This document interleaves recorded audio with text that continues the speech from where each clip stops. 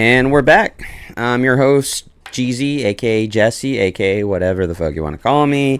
We're here at Up Next Podcast, and we have a very first reoccurring guest, and that is the lovely Miss Michelle over here.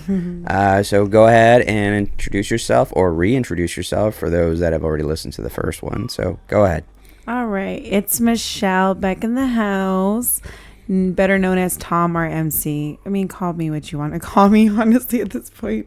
It doesn't matter. Okay. So how's everything been since our first encounter? You know, like we had a lot of positive feedback, and what did you hear on your end? You know, I know everyone really, especially some of your family members, gave me that good feedback. What did you hear on your side? I don't think you want to really hear what happened on my side. I do. It seems like a lot of people were really into the peachy balls. Peachy balls. Oh my gosh. That was fucking hilarious. The peachy balls. But no, everybody loved the connection that we had, obviously, as like friends. So they can totally feel it. And just seeing that, I guess, like the dynamic of like how old we were when we first knew each other to like now.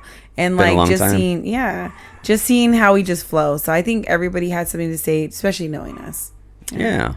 So I mean, it was one of those kind of like very snappy conversations back and forth, and we had our little jokes and our little fun and our little stories. Yeah. And I think that's what our listeners want to hear more, is like more of those kind of like wacky stories that you hear. So it's kind of like, oh my god, like I know, fucking peachy balls, peachy balls. I mean, I don't think I have another story about peachy balls. I mean, well, maybe not the same one. I mean, if it was a reoccurring thing with your PE teacher, I'd be like, maybe he was low key a creeper. You know, maybe he was just low key, just kind of just letting him hang out for the middle school girls to see. Yeah. Well, you know what? I mean, we didn't have sex ed back then, so I think that was a pretty good way of exposing us. I guess so. What was his name? I gotta look him up on Megan's Law. His name was Mr. Kelly. I mean, you can't forget it after seeing like the peachiest balls like that. I'm gonna be honest. I mean, not that anybody needs to know out there, but fuck it. I have to say it. I have to get it over with. So I would say that like he's the only peachy balls that I've ever seen in my life. That's and funny. You know what, Kelly, if you're out there, thank you. I mean, honestly. Yeah, I kind of wonder where did those like high school teachers of ours, where did they end up? I mean, are they still in high school?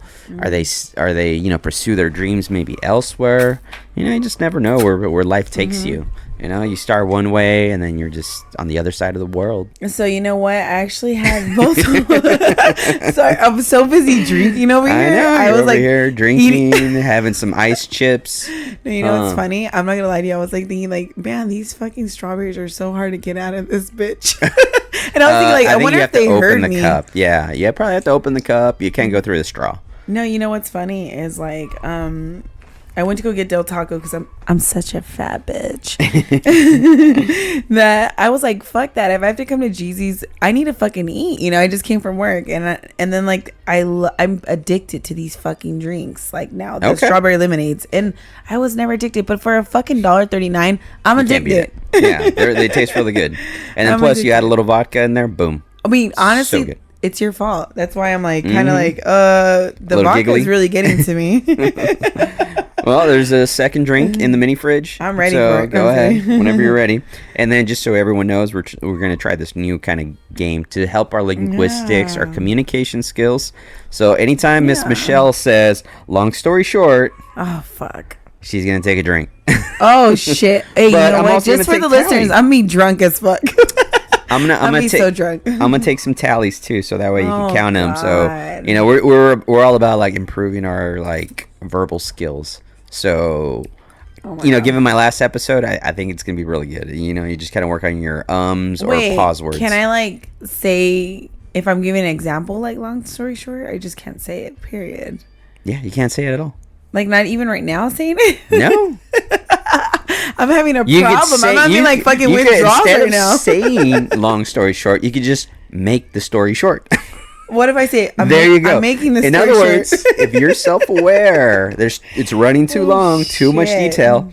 Maybe like snip the story a little bit. You know what? I run off of fucking details. Just saying. Well, some guys just want to hear the bullet points. Well, they don't need the novel. Girls want to hear the real shit. They want to be like, What the fuck is going on? Give me the details. Give me the scoop. Yeah, but details, like, we don't need to know, like, everything. Just the meat and potatoes. All right. We're about the meat and potatoes. Get to the point. All right. Fuck it. No one's got time. It's like 1 hour later, like fucking SpongeBob. 1 hour later. And all of a sudden. All right, so how about we just jump right into this one? So before, well, actually, no, not before. This is actually a new development. So this is called the lightning round questions. So we're going to give these to you. So right now, I'm going to shoot you 10 questions, some easy ones, and then maybe some other ones, maybe not so easy where you'll think about it. Well, but we're going to try to make it as quickly as possible. All right, let's get it. So we're going to give you 10, and without even thinking, just answer honestly, truthfully, and quickly as you can. Okay. Because the faster you do, the more honest I know you are. Oh shit! Long story short, let's start here. Oh fuck. Okay. Favorite food? Chili relleno. Favorite color? Green. Favorite drink? Tequila. What's your favorite go-to movie you could go over and over and Nacho Libre. Nacho Libre, nice. Dream car? The what? Dream car. Fuck, I don't... honestly, I don't fucking have one. I don't have a fucking dream car. I think... I just don't fucking have one. No. Nuh-uh. Okay. I can't say a Lambo. I'm not even into that shit. So okay. It's like, well, then there you go. That's your honesty. Because, like, damn, I think, like, you got to think about it. Honestly, I do have one. It's a... It's a what? I'm so buzzed right now. I can't even ready? Yes. I'm not even one drink. No, honestly, I need another drink. I do. I need another drink. Okay. I really do. So, no, it's... what is it? What are they fucking called? My brain is fried right now. So you know what? I don't know. I know what's her name. Paris Hilton had the car. What the fuck? Bentley? No. Rolls Royce? No. It starts with the R, I think. It is. With an She R? had a badass one. Anyway, skipping it. Fucking skip it. It'll take forever for me. What's your dream vacation? Africa. Nice. How about if you had one wish, what would that wish be? For me to be the only fucking girl on the planet. Really? No, the only person, actually. Not the only girl. That would be fucking crazy. I would have to run my whole life. No, let's recorrect that. Yeah, I would be dead. No, I'm sorry. Let's say that again. The only fucking person on the planet. Less drama. Okay. Let's just keep it real. Okay. So how about if you could bring back one dead artist? Who would you bring back? For sure, and I'm not even just saying this. It would have to be Tupac for sure. Wow, you're the second person to say that. Yeah. Well, that's good. So how about a dream job? A dream job? Oh, easy. What I'm working on now is a high school principal. Okay. High school principal. I like that. And this one's a little gruesome, but we could thank our last guest for this. If you had to give up a leg or an arm, what would you give up? Fuck. An arm, definitely. An arm? I need my legs. Okay. It's so funny, men. Me personally, I would give up an arm. Or, I would give up a leg. Yeah. Because my arms, it's like, I don't know, they're your tools. No, fuck, take my left arm. I don't do shit with it. A leg you can run. You can get a prosthetic and run fine. No, fuck I mean, you had that one guy, was it Blade Runner? The guy that won the Olympic gold or something with his legs? Yeah. So no, I love my legs. I would definitely have to keep it. I mean, my left arm, I don't bring need up a it. good point. Maybe that's it. Maybe for girls it's different. Yeah, maybe I don't know. they value their legs more than guys do. Definitely. I don't know. Guys, we need our arms. But you know what? Then again, I would probably give a leg because you can't really tell. You can hide it with pants. Well, same with sweaters. Not really. Or long sleeves, yeah. No, because if I fucking lost an arm, I'm gonna tell you right now, I'm going to like the Hook with the little hook. Captain Hook. Yar. I don't give a fuck. I'm going to Captain Hook. The boat, the whole 9 yards. Fucking Peter Pan. I'm gonna go after those Lost Boys. Yeah. Ooh. Yeah. Okay. Now we're talking. there was a movie theory about Peter Pan that he was the one that was stealing the children, and Captain Hook actually used to be one of those children that came back trying to kill Peter Pan. That's why he's so obsessed with killing him. That's crazy. You know, I heard of that fucking Hook, and I was like, that's wild. That's conspiracy theory. Yeah, crazy. Yeah. Fuck it. I'm into those. I like when people like think outside the box. Yeah. Maybe they kind of see, well, what was the motivation behind that? Well, you know what? Honestly, I saw the movie, and if I could be anything in that fucking movie, I already know what I would have been. What's that? I would have been the fucking mermaid. Like, you remember the mermaids? Like, when they went to them, they were like, oh, that was a good so movie. Beautiful. Or that was a good part, yeah. And then when they went to them, they were like, they're all fucking vicious as fuck. I was like, oh my God, that bitch is crazy. Stay away from those mermaids. Yeah, I would definitely have been that fucking mermaid. For sure. That's awesome. Yeah. So let's go dive back into you. Let's dive back into your past, and let's how about we share some stories? How about we share some some memories? What stands out to you? What's the first thing you kind of just pops in your head when you think back? Definitely. Do you think back far back, or do you think back more like high school back? So you know what? I would definitely say high school has always been my go-to. That's always been like my highlights. That's when I really discovered who I was. And all my crushes, and actually started liking boys and hating girls.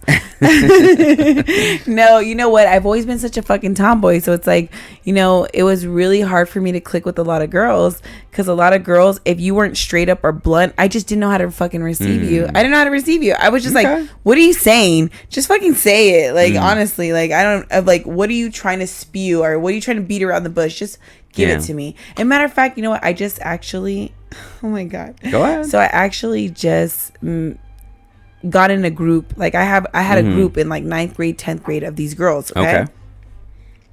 And I just reconnected with one of the craziest friends that I had, right? Okay. Always getting into trouble. Anytime we went to fucking ditching parties and shit like that, like, she would be in trouble. And I don't know if you know what I mean by that, but I'm talking about, like, we caught her on some crazy fucking shit. You're probably doing some borderline, if not illegal stuff. No, maybe. It wasn't even fucking illegal shit. It was like sexual shit too. It was crazy fucking shit that we had to pull her from.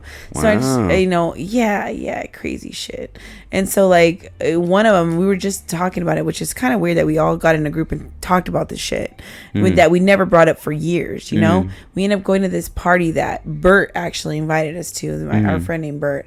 And we're like, fuck it, let's go. They had the trampoline going. They had the fucking pool going. And we're there. And then they had underage drinking, of course. We're only fucking 16 at this time, you know? But it just felt like a grown fucking party. And when looking back at it, and there were so many fucking people there. And I just remember our friend, I don't want to mention her name. We can't do that. No, you don't have to leave their names in this. Yeah, go on. She's off the chain.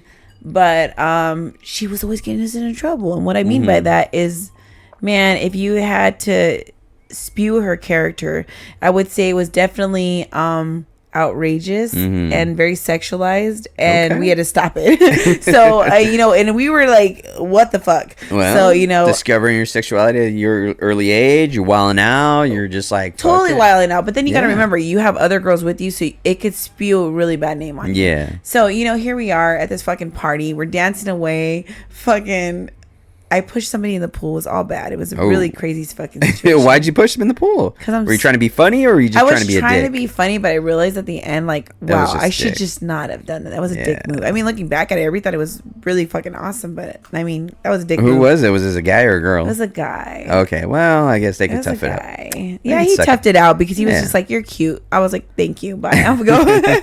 So then I was like, dude, where's my girlfriend? I don't want to see. I was just about to say her name. So me and my other girlfriend go looking for her, and I was like, bitch, I swear she's probably upstairs. So we're fucking walking upstairs by all God means. I walk in fucking side, and in the restroom, because we had to use the restroom, my fucking friend's drunk, my other friend's drunk. I'm like, and they're all spending the night at my house because I had all freedom. So these girls had no freedom. So their excuse to their parents was like, oh, I'm gonna stay the night at Michelle's. 100%, because my mom and dad were split at the time. So it's like my dad was gone at nights. Guess what? Michelle's house is like free. Let's spend the night at her house. But my dad happened to stay home this day, so it was really fucking crazy.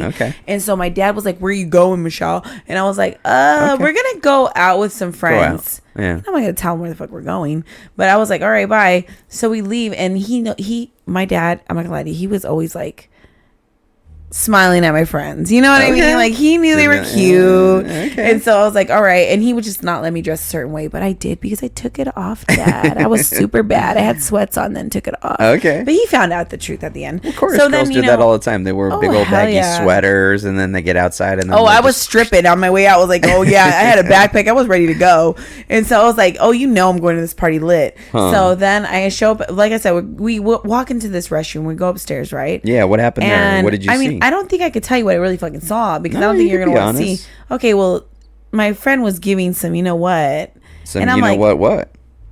am I supposed to really fucking say You that? can say it. I mean, there's no censorship. All right, well, I'm grown. She was giving head. Okay, So I was like, right on, good oh for my her. God. And we literally walk in on her. We don't, because we have to take a piss. It's Okay. dark as fuck. They didn't fucking lock the door. So we're like, what the fuck? So I'm like, yo, we gotta go. We snatched her off. The guy was totally Did she upset. stop? Did she like Yes. get surprised? Oh, or did she keep 100%. going? Or was she a G? Hey, did you keep going? Let me know. No, I'm just kidding. She didn't. No, she stopped. She and stopped? Like, oh my God, super embarrassed. Well, my mind was never the same after seeing that. Serious shit. Really? Oh, fuck yeah. 100%. 100%. My friend. So, I mean, you see a so friend was- like that's traumatizing as fuck. Okay. Like, And did you talk to her about it afterwards? Like, hey, like, no, because we all conversation? know, and it was like awkward. We're like, oh, okay, no, but I was like, he was like a skater guy. He wasn't even cute, girl. What were Okay. you fucking thinking? And she we were wasn't talking thinking. about She was this. probably drinking, right? She was drunk. Yeah, she was drunk. There you Everybody go. was drunk. Yeah, but It's you not just, science. What? Oh, so all of a sudden I'm drunk. I just want to suck a D. Like, oh, come on now. I don't know. Get the fuck outta here. Given how much liquor, who knows? Dude, I don't know. At that time, who fucking knows? So anyway, she's like, I was like, let's go. Lydia's drunk. Oh, I said her name, but it's okay, Lydia. You didn't do anything. You were innocent. Huh. So, I was like, let's go. So we all grab each other, we're going. And I'm fucking yelling at them all the way fucking home. So who's driving? No one's driving. It's literally down No the one's street from my driving? house. Oh, just down We're the fucking street. 16. Oh, we're wow. walking. We're fucking... Our legs are the driving. But, Lydia was totally fucked up, right? But anyways, long story. I said it. There you Give said me the it. fucking drink. I caught you. God darn it. Drink? Okay, well, it's gone. Oh, okay, here. You're going to have to give me a drink. No, keep going. No, So- I'll do it. Okay, I'll so do it. listen. I drink too much. So anyways, we were going to back to my dad's, and keep in mind, my mom and dad are separated at this time. I'm going to my dad's house, and I told these girls, you need to fucking act cool. You need to act like nothing happened at all. Just act cool. My dad's gonna be so mad. Just because you stayed here, you can't be drunk in my house. So when we got there, they started flirting with my dad and like saying things. You know what? I'm gonna be honest. My dad, he knew we were fucking drunk. Okay, so yeah. My dad knew we were drunk, dude. So he knew you were drinking, huh? 100. Yeah. And did he give you shit? Or was he just kind of like cool about it? You know or? what? My dad always knew I was the bad child. And you know what? At that point, I guess I did what I wanted to do. I really, truly did. I mean, I had the most freedom in the world. I mean, at the age of like 14, I had freedom, man. Okay, I mean, but you were 16 at the time. No, but at 14, I started having the freedom because my mom and dad split. So I just had so much freedom. Yeah, I bet. And trust me, having freedom is So not always a good you were thing. wilding out. Beyond wilding out. And all my friends knew it. They knew, hey, let's just stay at Michelle's house. Nobody's going to know anything. And we can do whatever we want. I was like, all right. Okay. Wasn't always a good thing, though. So how'd the night end? I mean, you guys are back there. You guys are all drunk, or was it just your friend that was drunk? The night ended when I put him in my room and I was like, pretend like you're going to bed. And then they said, no, we want to go out. And I was like, dude, I need to bring these girls out. Yeah. So you know what we did? What? So horrible. I did the worst thing that you could do. What's the worst? I could imagine a lot. So I grabbed a backpack, put candles in, put the Ouija board inside. No, this is crazy shit. Put the Ouija board inside my backpack. I said, let's go to the fucking cemetery in Paris. The one in Paris. I know which one you're talking about. And I was like, let's just go do this. Let's go light the candles. Let's go do this. I mean, I don't know why the fuck that even came in my mind. Yeah. But I was like, out of it, let's just- everything. Yeah, I was like, let's just do it. Let's just go do it. Just So do it. these And did drunk you do it? bitches, fuck yeah, these drunk bitches were like, let's do it. So we went over there, lit the candles, did like these seance, crazy shit. Heard some kids laughing. Could have came from a party. We throw in the stuff in the backpack and we take off running. Okay. The shitty part when I jumped up for the fence because I needed to go through the ditch area, like where the church is at. Yeah. I got caught. My new jacket got caught. Oh, inside that there. caught. Okay, I was Yeah. like, what? Like, who's chasing you? What are you talking about? The ghost from the cemetery. So you're caught. Your I'm clothing caught. got caught on the fence, and then these it bitches ripped. leave me. Oh my god! These Were you bitches dangling leave on the me. fence? I was dangling on the fucking fence. Oh, I was. fuck no. I was dangling on the fucking fence, and then all of a sudden it rips, and I'm good. And then I'm like, bitches, you left me, and they're like, we didn't know. We thought you were behind me. Huh? Yeah. So the night was pretty fucking insane. But you know, that's one of the memories. Were you that I drunk cherish. too, or no? No, actually, that day I wasn't. I didn't have a chance to be drunk. So These bitches were yeah, drunk. you were taking care of them. Yeah, you know what? That's likely the first time and the last time. You know, that's good though. I don't know. I was just trying to be a good friend. They were getting way too much in trouble. I could tell they were wilding out. I mean, you just like, hey, come on, let's get out of here. Yeah, definitely. Huh, but that was one of my greatest memories that I think I have, like as in high school. But there's just too many. Like, yeah, I was just too wild. I mean, if you could do whatever you wanted to do, and your parents are separated. Let's be real. When your parents are separated, I mean, you do whatever the fuck you want to do. I mean, I don't know. I don't know if anybody's ever experienced that out there. I'm sure they have. A lot of people. People rebel when those things happen. When their foundation of family gets turned around, and so you're at that adolescence where you're just kind of like discovering the world, and you rebel. 100. You know what though? To be honest with you, is like I'm still living that life. And you know what? That's another one of your trigger words, to be honest. You didn't define it. I didn't define it. So you haven't defined it. So that way I'm using it because I knew that was one of them. But we're gonna make this game easy. It's only long story short. Okay, so you got one on you. I know I got one on me already. Never you drink. So listen, this is the truth. Because when you start something so young like that and you're able to do whatever you want, wild out, you have no parents here telling you what to do. You have no limitations whatsoever. It's a good thing though. Yeah. Because even now I live like that. Even now. I mean, I don't know if it's a good thing, but I live with no limitations. It gives you independence. So it really does. It makes you rely on yourself. It makes you like, anyone you can count on is yourself. Yeah, and you know what? I've always been like that. I'm literally just independent.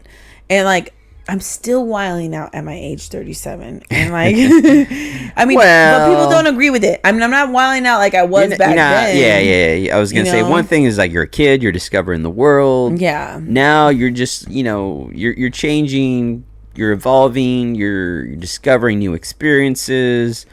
And it's not for everyone, It's like you try something. Not everyone's going to go bungee jumping. Not everyone's going to go, do something crazy. So it's kind of like, you're just trying things out. I feel like crazy is my middle name, though. Like, I've learned to live crazy. I've learned to say, you know what? I'm just going to go out on a limb. I'm not going to give a fuck. And I'm just going to do what I want to do. And I've been living that for 7 months right now. I mean, more than ever. I've always been like the Michelle that just does whatever. I'm down for whatever. And I think a lot of people respect that because there's a lot of people, they talk a lot of shit. And they say, oh, I'm down, I want to go. And then at the end of the day, you're like, hey, are you going to go? I can't. I got this. And there's so many fucking excuses in this world. And you know what? I told myself, first of all, I don't want to live off of excuses. I want to be free. I want to go out there and I want to experience shit. And the only way to experience shit is to push yourself beyond the levels of your limitations that you think you have for yourself. So here I am. I'm out there on a limb. Hey, my friends say, let's do this, let's do that. And I can't really say that in a way because I think you're a little more daring than me. Because I thought about some experience that you and Amanda had, which was jumping out of a fucking airplane. Yeah. And that's the one thing I can't get myself to fucking do. And you know what? I have goals. The only reason why I did that is because she was going to do it. And I wasn't going to be a bitch and sit there and watch her jump out of a plane. And I'm like, fuck, I could have done it. Or, this and that. Amanda's nuts. Yeah. Absolutely fucking insane. I love that about her because she's like. I'm glad because it helped me push myself. Not be a bitch. So it was kind of like that competitiveness, It's like, fuck, I'm not going to be the one sitting on the sidelines. I'm not going to be a bitch.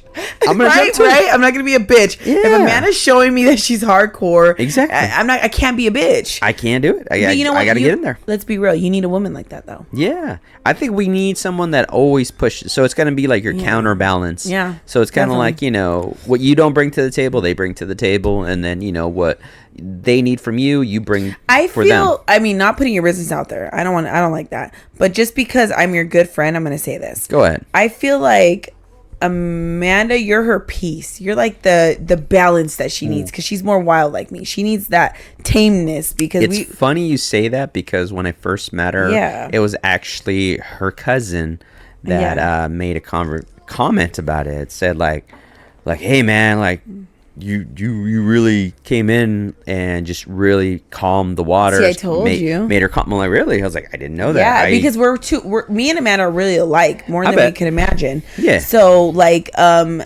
Caesar, for instance, my ex, he was my calmness. He was like, oh my God, when I got like super like raged or upset about something, he was like, Michelle, and he would give me different perspectives. Yeah. And he would take me outside of the zone and outside of my own box.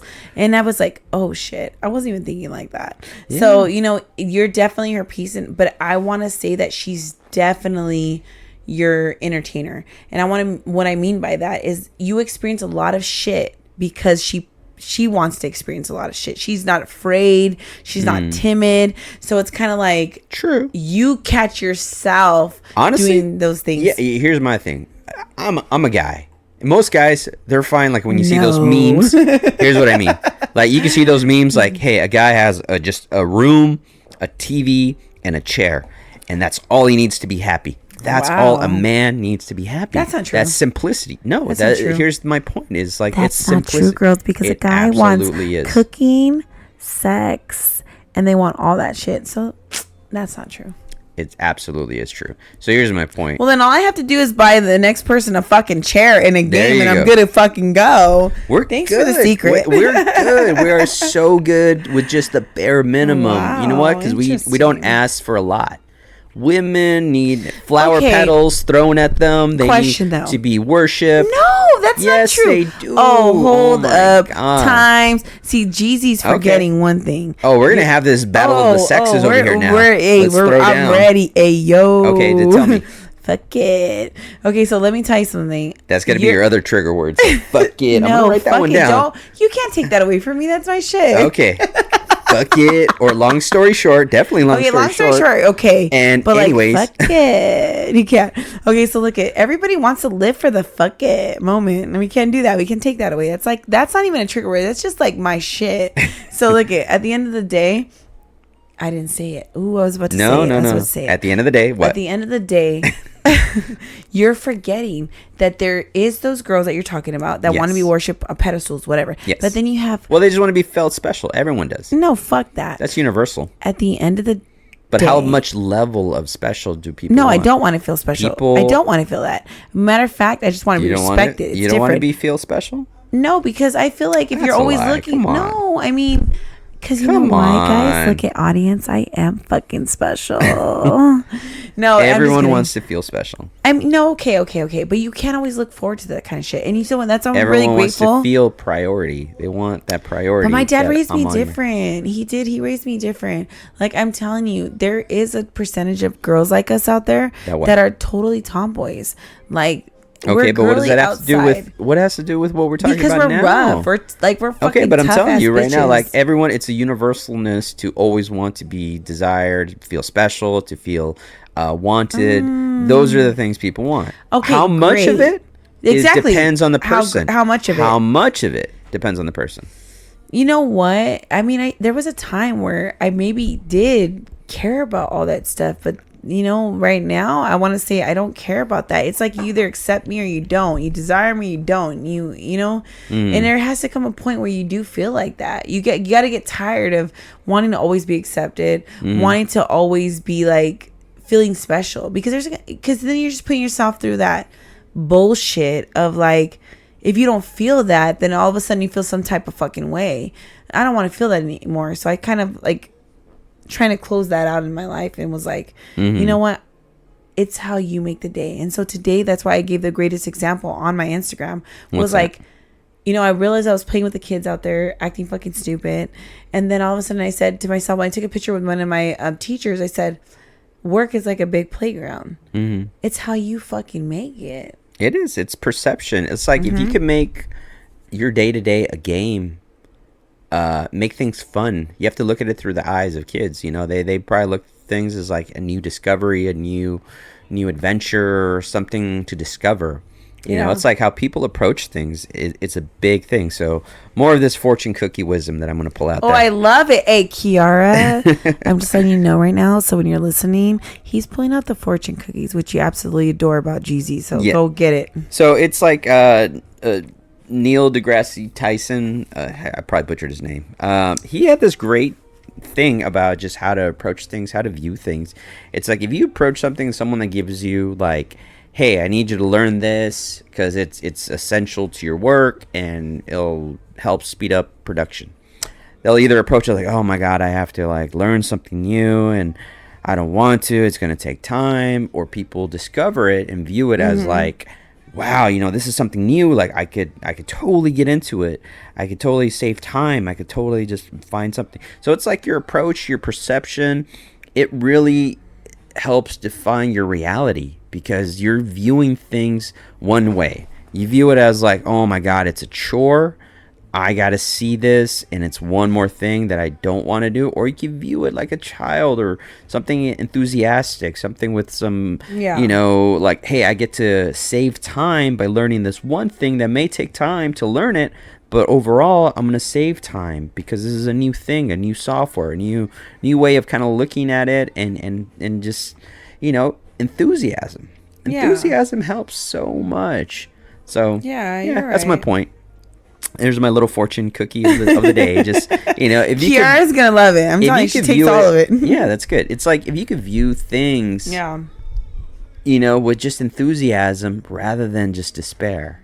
That'd be great. Hits. Like you almost have to trick yourself. That hits because that should go out to a lot of people that feel like that. Yeah, it's kind of like I'll give you another example. I feel like you're too smart for people though, Jeezy.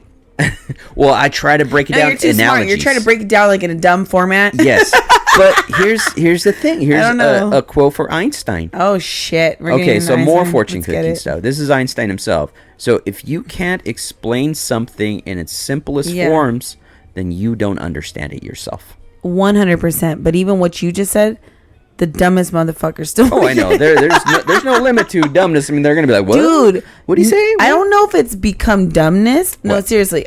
Tell me this. Okay, hold on. We're gonna take a pause. We're taking a break, everybody. Okay. And we're back. So, so I was just talking about Mr. Einstein, and if you can't understand things in its simplest forms, then you don't understand them yourself. Okay, speaking of that, it's funny. I don't know if it's just stupidity at this. I mean, you tell me, or the new generation, or if it's just ignorance, or if it's just immaturity. With what? With understanding things. Like, back in our day, I want to say, like, we had no choice but to, like, think of the things that you're thinking of. Or, like, even the wisdom that you have now, people don't carry it anymore. So it's kind of like, I think about it, and if I were to have a regular conversation with somebody, I feel like they don't grasp what we're really saying. Even when it comes to, like, different music or, like, different, like, movies, or, like, what is that? I'm like, what? You don't know what fucking Sandlot is? What do you mean? Oh, what?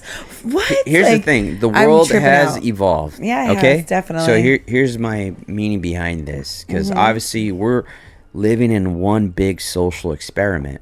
So the social experiment of it all is the fact that we're being introduced to new things that change the world. New things that change the world is obviously like you have your cell phones, your social media platforms, and the way you communicate. That. Oh my God, I hate it. The ability to search for information has either fucked with people's minds and gave them like body dysmorphias. Dude, it gave them insecurities. It's like having fucking alcohol, fucking hero power and shit. It's like over the screen, you're a ballsy motherfucker. Oh yeah, ballsy motherfucker. You're hardcore, but then when you're face to face, it's all smile, giggles. I'll put the knife behind my back before I put it behind yours. Here's the thing, like I kind of wonder, like, how do people get so offended over comments? It's like, to me, because there's no tone.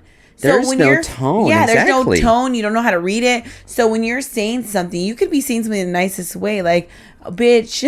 Yeah, like, bitch, you're such a bitch. Where did you go? And it's like, wait a minute, why did she just call me bitch? What does she mean? Where did I go? Or it just becomes this whole nother world in reality through somebody else's perception. And you could be like, bitch, I was literally just asking you a simple fucking question. Yeah. But you know what? Then you have like dick moves. So like I said, What's a dick move? A dick move is I'm like, is that a physical dick move or just a dick move? And hypothetical. No, a dick move is like when you know what the fuck you're doing and then you say just kidding at the end. You throw shade and then you're like, just kidding. Or you throw shade and you're just like, oh, I didn't even mean it like that. I meant it like this. Like, bitch, you know what the fuck you're doing. You know what I mean? So like social media is such a deceptive fucking tool.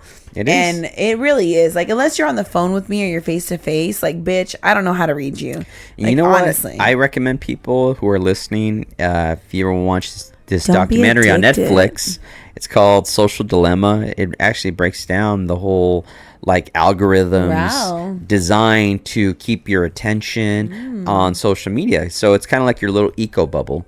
So in other words, if you're all about like politics, it's gonna be a feedback loop of everything that has to do with politics. It's just gonna be your eco bubble of like opinions and people that agree with you. So people are more intrigued to want to go back on their social media as opposed to somebody that's disagreeing with them or actually having a conversation. You should be able to express yourself however you want to. It's your fucking social media. Express yourself how you want to feel. How you want. You know? And guess what? You know, it's social media is going to introduce more people that are just like you, more profiles that are just like you. So that way it creates your eco bubble.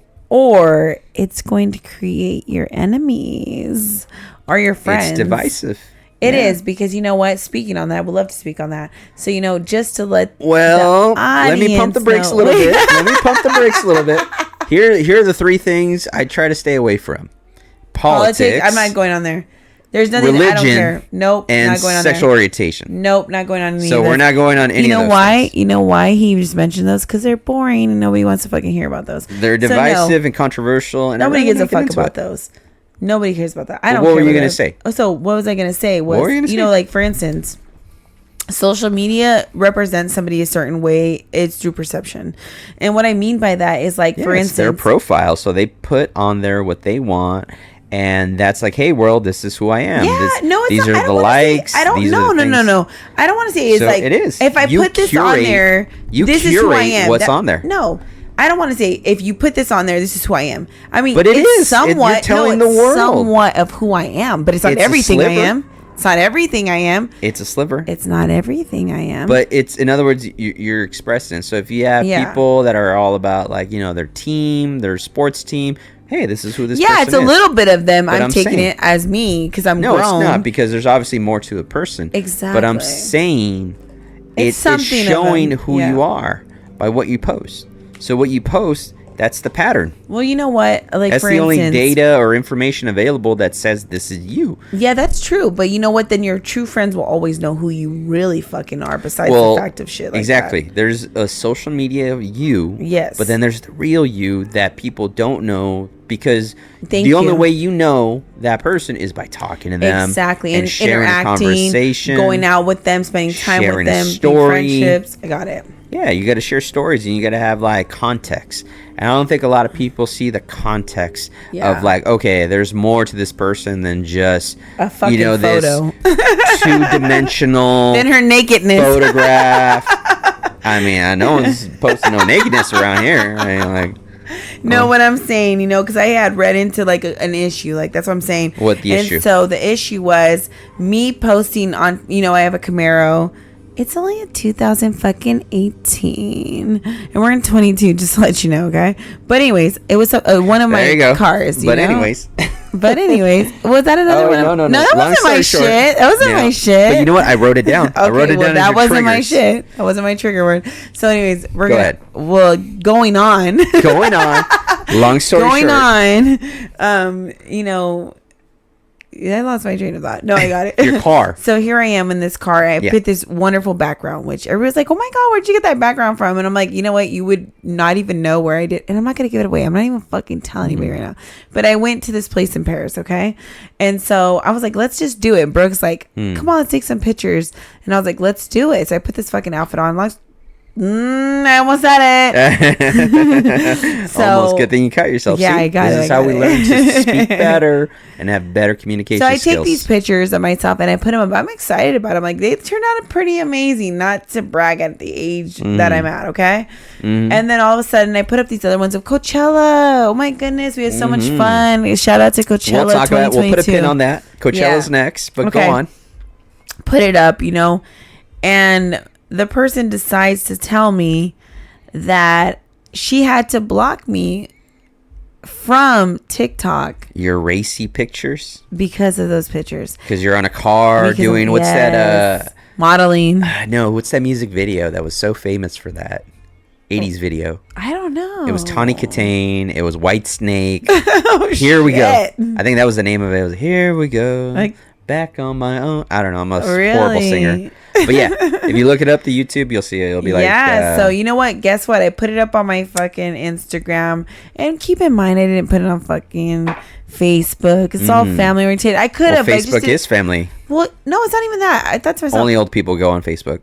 Oh, I'm on it. It's facts. Actually, no, it's not facts because I have a facts. bunch of young people on there. Brooke, all of them. It's only there, but the majority of the time, it's old people.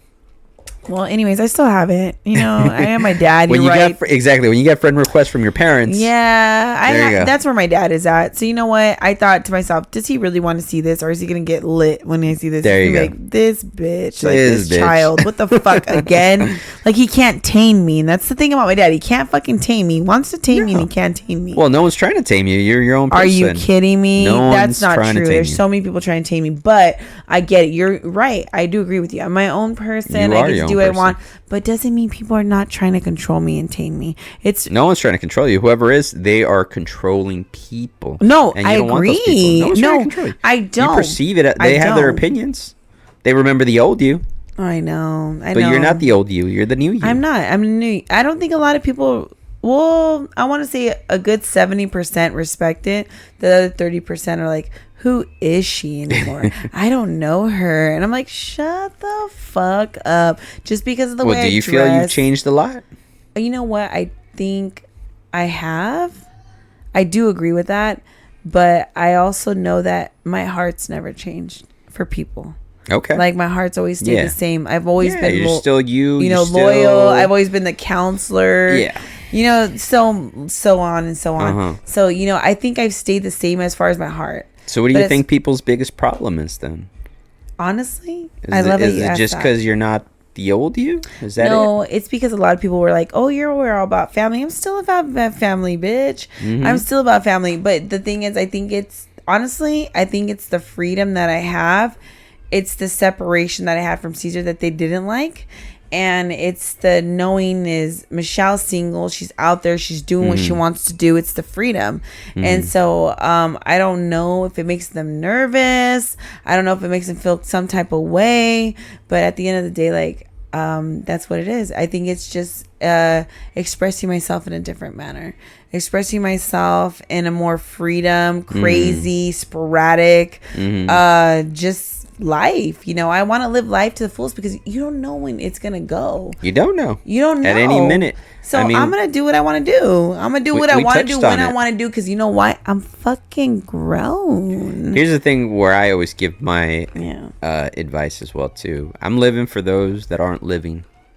That's a good one. So I have friends that have passed away, you know, R.I.P.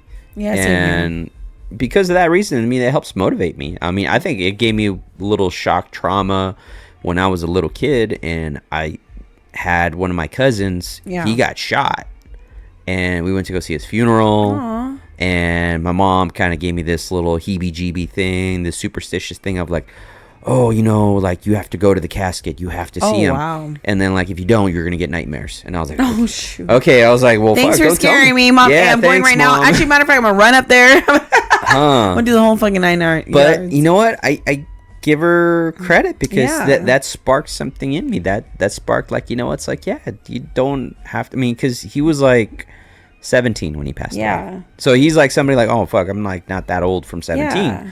So it's like that kind of stirred something in me. Is like, no, you got to live now, you know, because you don't know. Anyone at any time could just. You know what? That's what bugs me about broken friendships, broken relationships with anyone you have. What's that? Because you don't know when the time is up for that petty. So is it really worth to be that fucking petty? Is it really worth for you to be that mad over something so dumb? Because you don't know. And then all of a sudden, what I my pet peeve What? is when you are mad over something petty, and then when the person passes or ends up in the hospital or whatever's going on in that time frame, or goes through a really fucking hardship, all of a sudden you turn around and you're like, oh, you know what? I'm so sad. Oh my God, I can't believe it happened to them. Like, bitch, life is not promised to you.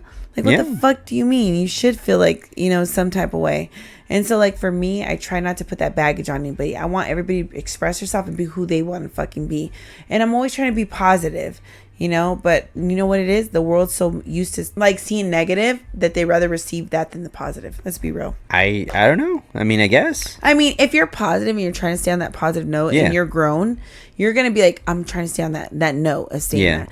But if you're like negative and you don't see anything, I don't want to say if you don't see anything for yourself, but you're just always in this demeanor of like negativity. Yeah. Like you're not going to respect what a positive person's saying. You're going to be like, that's fucking cliche. What they're saying, why are they fucking putting that? And you're going to have something negative to say about that positive, And so like for me, I still keep shining through, breaking through like the fucking sun. Yeah. And so like, I'm like, and I always think this is the greatest fucking thing I think. What's that?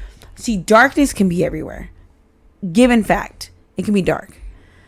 But when you light up a fucking lighter, that little fucking light's going to shine so hard in that darkness.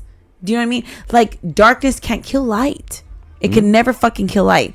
But fucking light can overpower darkness. And that's what I always thought. Be the fucking light, because that one little fucking light that lights up, that's the power right there. But you create shadows when you have objects in the way, so you're always going to have darkness there. Doesn't fucking matter. I still hold the fucking light. Do you get what I'm saying? No matter. Fuck the shadows. I know what you're saying. Fuck the darkness. I am the fucking light. I'm the lighter. I'm the light that lights up. When your fucking darkness is roaring, I'm lighting up, bitch. Be that lightning in the storm. Brighten up those dark skies.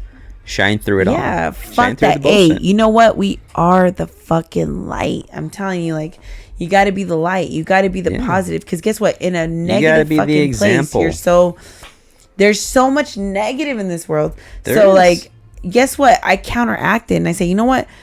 Even though I want to be negative like the rest of the world, I want to be like everybody else. You want to be negative? Yeah. I want to throw a fit. No. I want to act like a fool. No, I want to, because we're human. So I want to act like a fucking idiot. Well, you could have your moments, but the grown side of you, you're going to be like, no, this is stupid. But inside those moments, though, Jeezy, even in the moments I refuse to be like that, even in those moments, I'm like, okay, don't, Michelle.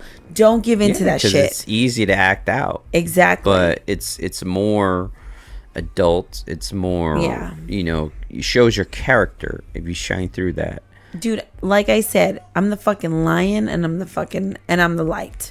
So that's what I'm going to remain. I'm going to keep to that shit. The lion and the light. I'm okay, the lion Mufasa. And the fucking light. Mufasa, 100%. Mufasa. I feel like Mufasa right now. Mufasa. Fucking Lion King up with this bitch. No, but you know what? You just got to be strong like that. So, I always think I always think about the analogy of the light. Like, the light is just like, people need it. They fucking need balance. People like Here's us. The thing. Like, there's the light, but then there's the dark. You can't have one without the other. So I agree with that. But a little bit too much darkness is overpowering. I mean, think about it. We're living in a fucking dark zone. So with a little bit of light shining through, I'll run to the light because at least I can see somewhat of something that's going around. But in darkness, it's complete chaos and blindness. So I need a little bit of light in my life. Here's my point. We're living in a balanced world. Yeah. So when day turns into night, night turns into day. That's what we go through cycles, and that's just life. Life continues to just go through it because you can't just shine all the way out. Otherwise, you'll burn out. You're gonna have your ups and you're gonna have your downs, and when those downs come, and when you have your downs, more fortune cookie wisdom. When you have your downs, you have to appreciate that you're not gonna stay there forever. You're gonna go back up, and then when you're up, you gotta appreciate that eventually you're gonna go down. What's that saying? What's that saying that you're saying that it says? And this too shall pass. This too shall pass. Oh, fuck yeah. I love because nothing will last forever. It doesn't. They're just seasons. Yeah, we all have our expiration date. So we all have say time. It like that. I feel like you're putting me on a fucking expiration box. Oh, we all do. Nothing lasts forever. I'm over here cheering because I know I'm going to die any minute. But I'm living for today. Yeah. I'm living now. I'm living this moment. I'm doing this. I'm having something. This digital podcast is going to fucking outlive me. It's going to be like 3,000 years old. That's And it's going to be like, yeah, there's some ancient archives. And look, who's this Jeezy guy? What? Who's MC? What the fuck does MC even mean? I mean, I don't think people realize their social media is going to outlive them. Yeah, it's sad. Their profile. So that's what I mean. It's like, it's our caveman version of, carving into the walls. Yeah. We're carving ourselves in a digital footprint. And that's it. That's our profile. Our profile. That's why I say you put up there what best describes you. What best represents you. I don't think I've done that though. I don't think I've placed up there. I mean, personally, just looking back there, you're seeing that.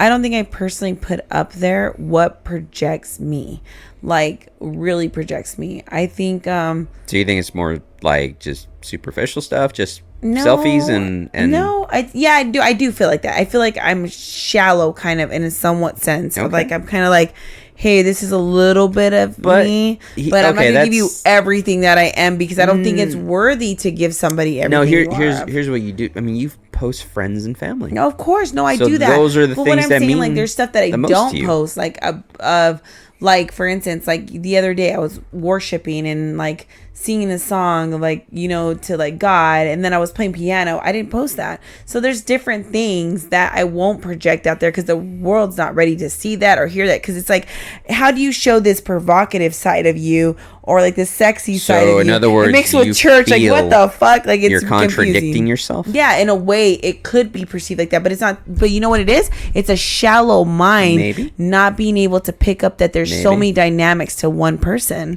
that a person has all kinds of sides to them, whether it's religious, whether it's political, whether it's a fucking sexy to a conservative to classiness. I mean, come on, like you can have so many dynamics of yourself, but the world's not ready to receive such a thing. They feel that you have to stick to one script, and it's not the truth. Well, people try to put you in categories and boxes, but the people that actually know you, they know that you're versatile and dynamic in different ways, because 100. You're not just one person. And people, on the outside looking in, will be like, oh, okay, well, you're going to be posting this at Coachella, and you're going to be posting that over here, more conservative. I'm like, people are allowed to wild out. People are allowed to be. Coachella was fun. I mean, honestly, it was such a good time.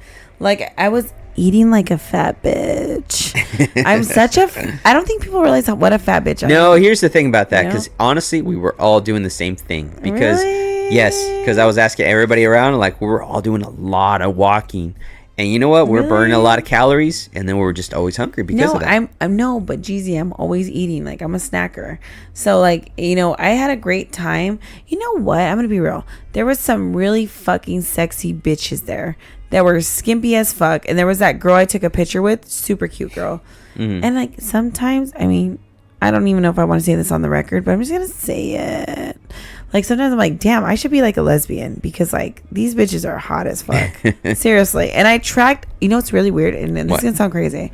I attract more women than I do guys. I mean, I don't know if that's all the way true, but I want to say that I do, and it's pretty wild, Well, and I'm like, damn, if I was to be a lesbian, seriously. Just non-threatening. No, if I were to fucking be a lesbian, seriously, and I mean, just honest across the board. Go ahead. I would pull some pretty fucking fine ass bitches. I mean, that girl when we were at the club. Oh my god, when we went to Amanda's birthday party. Yeah, downtown LA. Shit, my god. Okay. And I had a hotel to myself. What was I thinking? But and I was like telling Raven, she's fine as fuck. And Raven's like, go, you should get her number. You should get her number. It's so funny. I was like, yo, but I ended up going home alone. That I know it's unfortunate. That's my life. That's my fucking life right now. But you're what? In this transition, so whatever. Try a little bit of column A or column B or column C. It's like. Whatever. I can't right now. There's no rules to this. No, but there was this fine girl at Coachella, the one I took a picture with. Yeah, super cute. I remember her. I ran into her again. But I was like thinking like, fuck. It's just not my thing. But like if I was, I'd be like, damn, I'd be with some pretty fucking fine bitches. Like seriously. I mean, you think the world's mad now. Imagine then when you're hooked up with the finest bitches out there, And so like I just thought like, wow, how wild is that? And but Coachella, like just for the record out there, I was dressed pretty skimpy, but not that skimpy. I think I was pretty good. I mean, let's keep it 100. I mean, there was people out there that were super wilding out. They were Pasties. out there. I mean, there were pasties, but then there was just like hardly anything on. It was like little bikinis or little thongs. Yeah, I thought it was pretty decent though. I thought I was pretty Yeah. decent for being there. They were wilding. I mean, but you know what? It's Coachella. It's a celebration of music and arts. Bitches. It's people being people being like expressive. Yeah. And honestly, it was all positive. I mean, I'm sorry to say it, but there was no ghetto. There was no people acting stupid. No, there wasn't. no. I agree. Like negativity. No, I mean honestly, the There was whole a lot of experience was positivity. positive. Yeah. Especially when we walked into that room with like the you know the weather going on, and it was like, the LED TVs. stuff. Oh my TV God. portion of it. I was like, wow, this is amazing. And like I spent a lot of time with Kathy, and like it was fun. It was a great time getting to know one another like really deep, and like stuff that we've been through. So That's like good. I I'm had glad a great like my fucking my sister shared stories with you. Yeah. And you shared with her, so that's yeah, good. we I'm were glad you guys- totally connected. Even on the way home, we were totally connected. So, you know, I think Coachella was a great fucking time. It was a great time. I didn't meet anyone. It's okay. It's okay. But it's okay, you know. I'm just living life and just exploring out there right now. Yeah, you know, I think honestly, fuck Coachella aside, the house, being there with my friends, being there with my that's sister, nice, yeah. that was the best part. Yeah, that I was had the nice. most experience and enjoy just hanging out. You know, we were all Even like being in just the car, grubbing. even being in the tent when we were all back together. Yeah. I think those little moments stood out to me when we all separated. To be honest with you, Yeah. it was like when you're all together and you're talking shit, Yeah. and you're just like having fun. You're laughing. You're fucking. Oh, I heard sweating. some shit talking.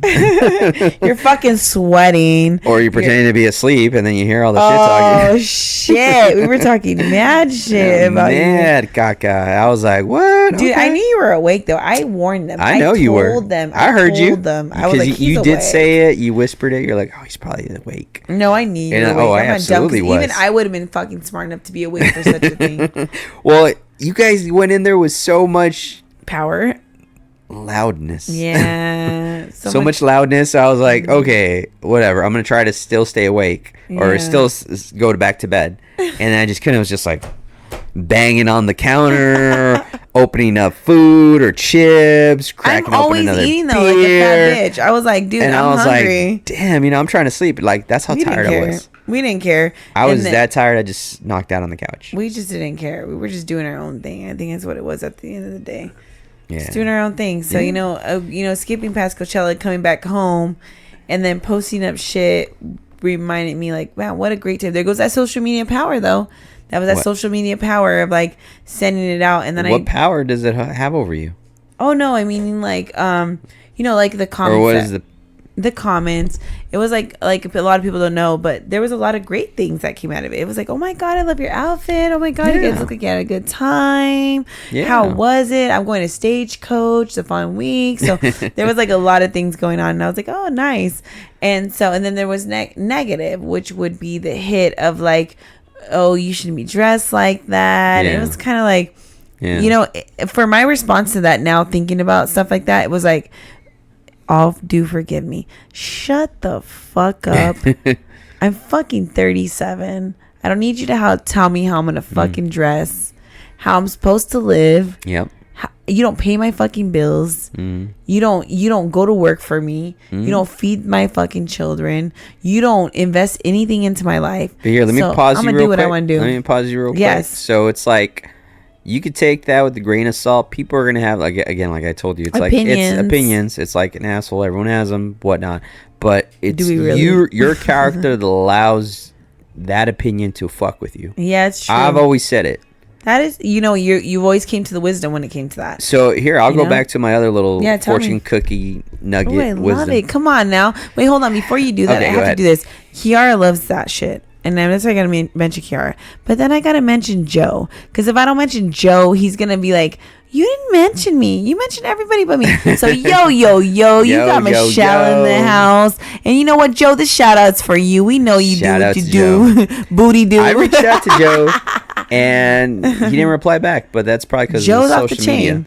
It's because I don't Joe's think off he's the on chain. social media, so I don't know. Nah, Joe does what he wants to do. I think I got to get his number. Do No, I have his number? Hey, Joe does what he wants to do. So, he'll be like, yo, yo, yo, and the next day he's like he does what he wants to do. Well, I'm like, I got to get both Joe and Izzy on the show. yeah, you know what? If you're gonna pull them on the show, they need to be fucking slapped up before they come on here. But going back to my fortune cookie wisdom, love you guys, though. let's go back because we went on a side route. Yeah, we went on a side route. So here's my point of it all. So when I was talking about it, this is the story I wanted to share.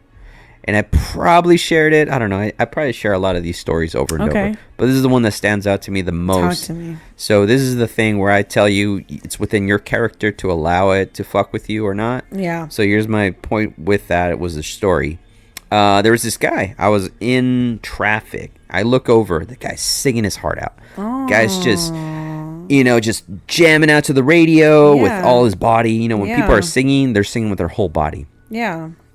On the side of his car, it's scratched in his car. Oh, no. Pay up, asshole. And that visualization made me realize, I don't know if it happened today or last week or when it happened, but the fact that I see his car scratched up, pay up, asshole, and he's just singing his heart out, shows me that man is unbothered. And shows you that the motherfucker didn't pay up. Or... You maybe fucking asshole. Fucking pay up, bitch. Like, how are you singing? You still haven't paid me, bitch. Maybe that's why he's singing, because he did pay up. I finally paid off. Bitch, I didn't pay you. No, he probably did pay, and that's why I got my hose. I didn't pay you for show. Motherfucker, that's crazy. Yeah, that's one way of looking at it. That's I like your the way life of thinking. lessons. These are the things. I'm over here disgruntled, upset, angry about sitting in traffic. Yeah. It's a hot summer day. And I look over and just homeboy's just having the time of his fucking life. You know what? But Jeezy, think about it. Would you fucking have the time of your life if you didn't pay up? No, I handle my bills.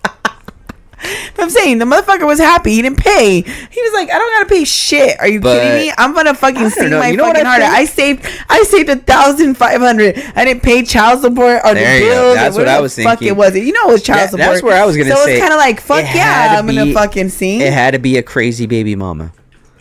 It had to be a crazy baby mama. If the homies can't have because there are some stories out there, man. You have seen him. Oh no, I've seen him. There was a video where I saw there was an ex-girlfriend that was trying to catch catch me outside. No, it was she was trying to set the car on fire. Ex-boyfriend. Dude, where's the bitch? I need some motherfuckers. Their car's on fire, so. Show me the bitch and I'll just pay her. I'm just kidding. Oh my god. No, that's some crazy psycho shit. Never that is in my some life. Psycho shit. That's like, Hey, I'm dealing with psycho shit, so I know what psycho shit is. Trust me. What psycho shit are you dealing with? Oh, I don't know if you want to know. I have like stalkers. So I have like stalkers like on. I thought you said soccer. I'm stalkers. Like, what? Stalkers. Straight fucking stalkers. And so like on Facebook, I have like some crazy shit Who's going on. Who's stalking you? I mean, I don't think we could say the name of who's stalking me. Well, let me see. How are they stalking you? Like through social media, like just like. In other words, are you being harassed or bullied? Yes, but kind of cut off right now. Kind of cut off. Yeah, it's hard to explain without explaining the whole story. So it's honestly, this show's just not long enough for it. Well, but put it this way. Just put it this way. I've done with the bulliness. Yes. The harassment. Yes. Now the following. I mean, you name it, to deletion, to like. I don't want to delete you, to like, I want to follow you in your every move. So at the end of the day, yes, there's shit like that. It's real. It happens to people. People go through it. Mm-hmm. Social media is off the fucking chain, like I said. Mm-hmm. And you'll never know what it's like until you start experiencing it like me. So, absolutely. Yeah, I mean, definitely. I mean, unfortunately, I just can't explain the whole story. So, yeah, definitely. Like, let's get out of social media, because I think social media is going to be like, it could just go into so many dynamics, honestly. It is, but it's again, that power that you were talking about, how I mentioned, it's like like a tool. More fortune cookie wisdom. I love it. So it's like a hammer. A hammer could kill somebody, or it could build a house. It's depends how you use it, right? Exactly. So it takes responsibility like a car too. It could take Well, you I from use point it for A to positive. point B, or it could run over a motherfucker. Look, even though negative shit happens to me on social media, it has happened to me, like relatives deleting me, friends deleting me, guys not being able to deal with rejection. So guess what? They have to delete me. Heaven forbids if I tag their friend, because then I'm in trouble. So then deletion happens. So then we say, there goes the whole 9 yards out there, right? So that shit's happening out there. It's real. It's happening. And my thing is like, that's where the power comes in. That's where you say to yourself, like you were saying, how are you going to handle it? Now, I could go all the way What's negative your and be character? super psycho crazy, right? Yeah. Or I Your can handle it like I've been handling it character now. But I've been handling it. You know what I do? I move on. I stay positive, and I just keep doing me. Like, even though sometimes I'm like, I want to be like, man, fuck you, like any other human being, right? But then I think to myself, how petty would I be? How much I don't want to be like them. Whatever people do to me doesn't mean I have to do it back to them. Doesn't mean I have to lower my standards to be like them. You know, I'm greater than that. I'm better than that. And I want to be better than that. So then I got to continue to go to this higher level. And so I stay on this power to higher level. It's not easy, though. It's not easy being the bigger person. It's hard. I always strive you to be the bigger person. Exactly. You do. I always encourage you and give you that advice. You got to be the bigger person, because you can't dwell on that shit. You can't dwell on the negative. You can't dwell on fucking like all that, like what ifs, or oh my god, if I would have done that. Like, you know, what's done is done. You move on. My thing is and this. just try to be the best you. My thing is this. What? You have to be willing as a human being to accept constructive criticism, rejection, acceptance. Yeah. Every human being should have the right to reject. Every human being should have the right to accept. And so, like, no one owes you anything. There's no obligation. So when you were even going on about loyalty, this and that, it's like, you know what? There's zero obligation for anyone to do what they want to do. People do because they want to do, and because they want to make you happy. Yeah. No, I agree. But it's really sad what the world's willing to lose. You know, one of my greatest sayings. What's that? One of my greatest fucking sayings. I love this because you have to understand it. Never place someone in something that they took you out of. Let me repeat that again. Never place someone in something that they took you out of. Now, what I mean by that, when I say elaborate. What I mean by that is, like, let's just give you an example. If you're in this breakup, okay? Or it doesn't have to be a breakup. It could be anything. But let's just use a breakup because it's the best example of somebody just to grasp really fast. If you're in a hardcore breakup, let's just say with Amanda, and you're really going through a hard fucking time, and you're down to the saddest moment in your life because, you know, it hurts. You have history with this person. But this person comes along and picks your ass up. Not only do they give you floaties because you're drowning. Okay? Like that analogy. That, I love that.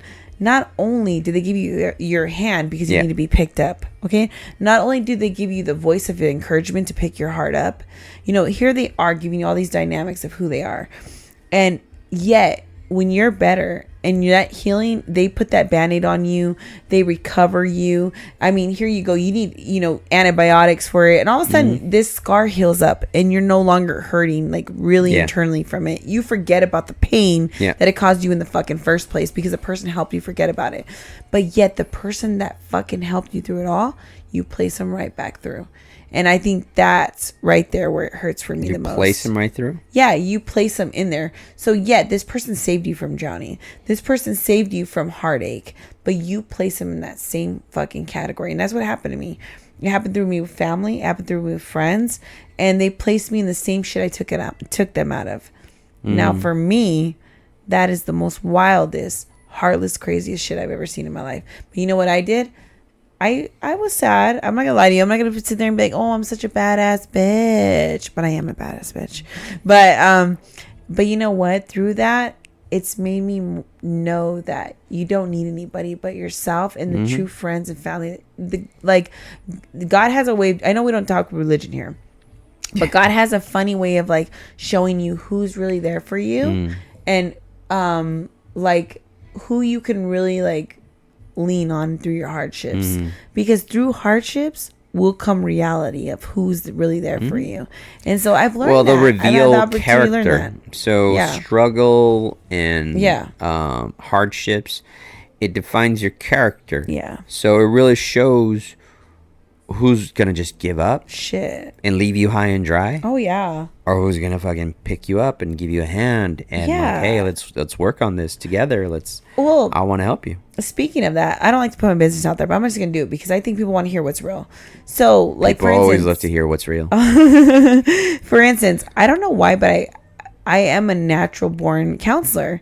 Okay. Whether it's marriages, whether it's relationships, whether it's friendships, it's always in that dynamic though. It's kind of like I always know. And so when my split came with Caesar, nobody, well, I don't want to say nobody. I want to say like a handful of people, okay? Because I want to say, saying nobody would be lies because I know that you were there for me. I know that even Amanda was there for me. I know that course. Marcia was there for me. Yeah. I mean, we could say there's a handful of people that, Tarina, you know? So, I don't want to say nobody, but I'm saying like the people that I helped the most were not there for me. They didn't even ask me about Caesar. They didn't even ask like how you feeling, how you like what's going on. I don't know if you maybe put your business out there. So you're It's very not even the private. point. Yeah, so I am private. That's I am. what you got to keep in mind. Like we've Yeah. been going at this back and forth, just Yeah. hanging out, for being there for one another. Yeah. But I don't like to dive into your business. No, 100. So here's But I'm not also saying, you like, got to keep in hardcore. mind those people you can't really blame them or throw shit at them No. way because they don't understand your full situation. No, it's not that. It's not that you want to tell your whole business, right? It's just like this. If you know somebody's going through some bullshit, don't give them a harder time. Let them go through their shit. That's what I'm saying. Like, I don't have to tell you everything I'm going through. How I know you're there for me is it just don't add anything to my fucking plate. That's all I'm saying. Don't add to my plate the drama that I already have. And that's what I'm saying. I don't want to tell you everything. You're right, because I am private. But at least act like you fucking care and know that, hey, Michelle's not this, she's not that. Hey, what it perceives like, it's not this, it's like that. Hey, you know, she's just going through some shit right now and just let her have her time. Hey, she's smiling here, smiling there. Let her do what she needs to do. That's all I'm saying is let me go through my shit in peace. Don't add to my fucking plate as I'm going through this error in my life. I mean, I'm just Get saying. it. That's what I mean. get it. No, of course I don't want to tell everybody my business because and then I might as well just get on the fucking intercom or ask God, hey God, let me borrow your fucking intercom and speak to the world right now and tell them everything that I'm going through. So that way the world just knows it already, you know? I was having a conversation with Amanda the other day. Yeah. So I was like, you know, because I always ask questions. I always like to get her opinion because I respect her opinion. Of course. And so one of the things is, it's like, obviously, you know me as a very positive person. Yeah, I do. And you know that I'm very, like, just very positive. I don't like to bring down negativity. So I don't like to talk about my problems. You'll never hear me talking about, like, oh my God, I'm going through it or this and that, or I feel some type of way. Because maybe a part of me just feels like I don't want to be perceived in that light as far as, like, I can't handle my own problems. Because I absolutely, I handle my own problems. So whatever it is, I go through it. I know I got to deconstruct it.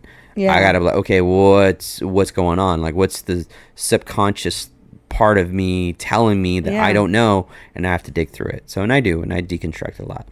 But I kind of wonder if, like, analyze your shit. I analyze everything. everything. Let's pause there. Go ahead. And we're back. So, like I was saying before, how I perceive myself with positivity and, like, always showing myself in the best light. I wonder if people perceive me in a way where, like, you know, it's like, is that a bad thing? No, I perceive you honestly as maybe like a positive person. Well, here's the thing. I guess where I'm getting at is, like, people kind of maybe see, like, okay, he's not being real, he's not being genuine, he's being fake. Is he just being too positive? Is that it? You know what? I love that you said that, because being too positive these days can be considered as fake, but it's not true. It's sad. It's just a fucking, I'm telling you, it's because the world's so used to seeing you negative, like the world negative, that they can't receive the fucking positive. And so, for me, I know who you really are. So I know that you refuse to be the negative in the world. You just want to be the positive. You're like the balance that is placed in the midst of it all. Well, call it a selfish, call it what you want here, but here's what I learned a long time ago, and it's absolutely true. Okay. So more fortune cookie wisdom. So when you're positive, you attract positive. Yeah, okay. When you're negative, you attract negative. So if you're an asshole, guess what? You're gonna run into an asshole too. So if Yeah. you're fucking angry in traffic and I you mean, fucking how does that work for me though? What? Because I feel like what you just said is like, I'm not agreeing with that. I'm agreeing with what you just said. But I feel like I attract a lot of assholes right now. No, seriously. I try to say positive, positive, positive. But I notice that some of my friends are fucking assholes. Negative, negative, negative, negative. Like there goes on the deletion. There goes on the, hey, I can't handle the positivity of Michelle. It's kind of comes out, like you said, as fake. Like, is she being genuine? Is she being real? And it's kind of like, no, what I refuse to be. You need to give context to things that you say or do. So it's, in other words, if people only see you in a two-dimensional aspect, a picture, a story, a fucking little video that you post on there, that's all they're going to see. They're going to see this little person doing these little things, and they think like, okay, well, that's not the person I know in real life because they weren't that like months ago. Yeah. So when you give people that conversation, that context of like, hey, you know, it's like, this is a new me. This is like what I'm going through. This is the evolution of me trying to figure it out because I'm trying new experiences. I'm trying to meet new people. I'm trying to go see new places and trying to take it all in because you're just hungry for life like we all are, like me and Amanda. We're hungry for life because we want to go out and do things and experience things. Yeah. And that's what it's about. You know what? Like I said, I would never catch myself just being at home watching movies 24/7. I love to experience life. Which I take a little insult to that because I love movies. No, I love movies. I used to like going to the movies, like, the whole popcorn shit bill. Like that's who I was. Because I'm a nerd. I'm a nerd. Me too. I deconstruct movies. That's why. Where do you think I get all this wisdom from? Nacho Libre. It's good. My life is good. The holy chips. So yeah, you know what? I don't know. You know, I just want to do me. I just want to be me. Do you? And the more I find myself wanting to be me and do me, I feel like a lot of people have something to say. And it's like super salty shit. And so like there's people that are for me and get it. And they know that there's that transition happening in my life. And then there's those people that just, but you're not the same Michelle. Well, bitch, even from 5 fucking years from now, I'm not gonna be the same Michelle. Exactly. It's fucking if you're the evident. same person, I think Muhammad Ali said this again, more random quotes. If you're the same person you were 5 years ago, fuck it. No, if you were the same person you were 30 years ago, then you just wasted 30 years. So if you're not evolving, if you're not changing, if you're not trying to grow, be the best you, because the world constantly changes. If you're not trying to adapt to the new world as it changes, I mean, you could change for the negative and you could change for the positive. Change is change. But the thing is, I don't think I've changed for the negative, and I don't think I've changed for the super positive. But I want to say here's the thing: change. So you're changing, but at a faster rate than more normal people would normally do. People have a slow process to it. You just, with the snap of a finger, flip, you know what, it happens. It absolutely happens. I'll give you an example. I mean, I went through a breakup with somebody. I became a born again Christian. That was such an extreme change. What happened to you, Jeezy? I was going through it, and this is like 20-year-old me. I was a 20-year-old kid. Oh, okay. So, but you're still born again. That's all that matters. I was born again. I went through it, man. You could find me on a brochure actually, because I went to one of those super this is getting churches, real. And they were the photographer. Somebody give me the brochure. Yeah, I was like, someone came up to me like after like I went there and like accepted Christ in my heart. I don't even know what that even means, because look it. I was a born again Christian too. Okay, sang worship, fucking led the piano. I mean, did piano, did the whole shebang. Okay, still play the fucking piano, and I'm not even on a fucking bro fucking shirt. Like, what kind of shit is that? I was one in a crowd. I wasn't like my face right there. It's like, hey, all itty bitty, like no. Like a fucking question mark. Is that Jeezy? No, yeah, exactly. That's what it was. I was one in a crowd. It was just one of those days like, oh, there has happened to be a photographer, and you're like in the crowd, like, oh yeah, that is me. That's my shirt. No shit, that's me. That's my mustache. Yeah, that's my shirt. Oh shit, that's my eyebrow. So yeah, I mean, those are the things that happen. And you know what? That was the thing that happened for me too. It was just a breakup, and then you go through those extreme changes. Yeah. It was like, well, fuck, I'm like lost, and I'm looking for answers. Where do people go to turn when they're looking for answers? They either go to drugs or Jesus. Yeah, I went to drugs. I went to the hardcore fucking drugs. No, I'm just kidding. No, not either or. It's funny because I've always had Jesus, I want to say, and then I've always had drugs. So it's kind of like, fuck, I have the most of best worlds here, man. I'm on a trip. I'm on a high. Like, what are we gonna do? So it's funny. Like, you know what? It's kind of funny. Speaking on drugs.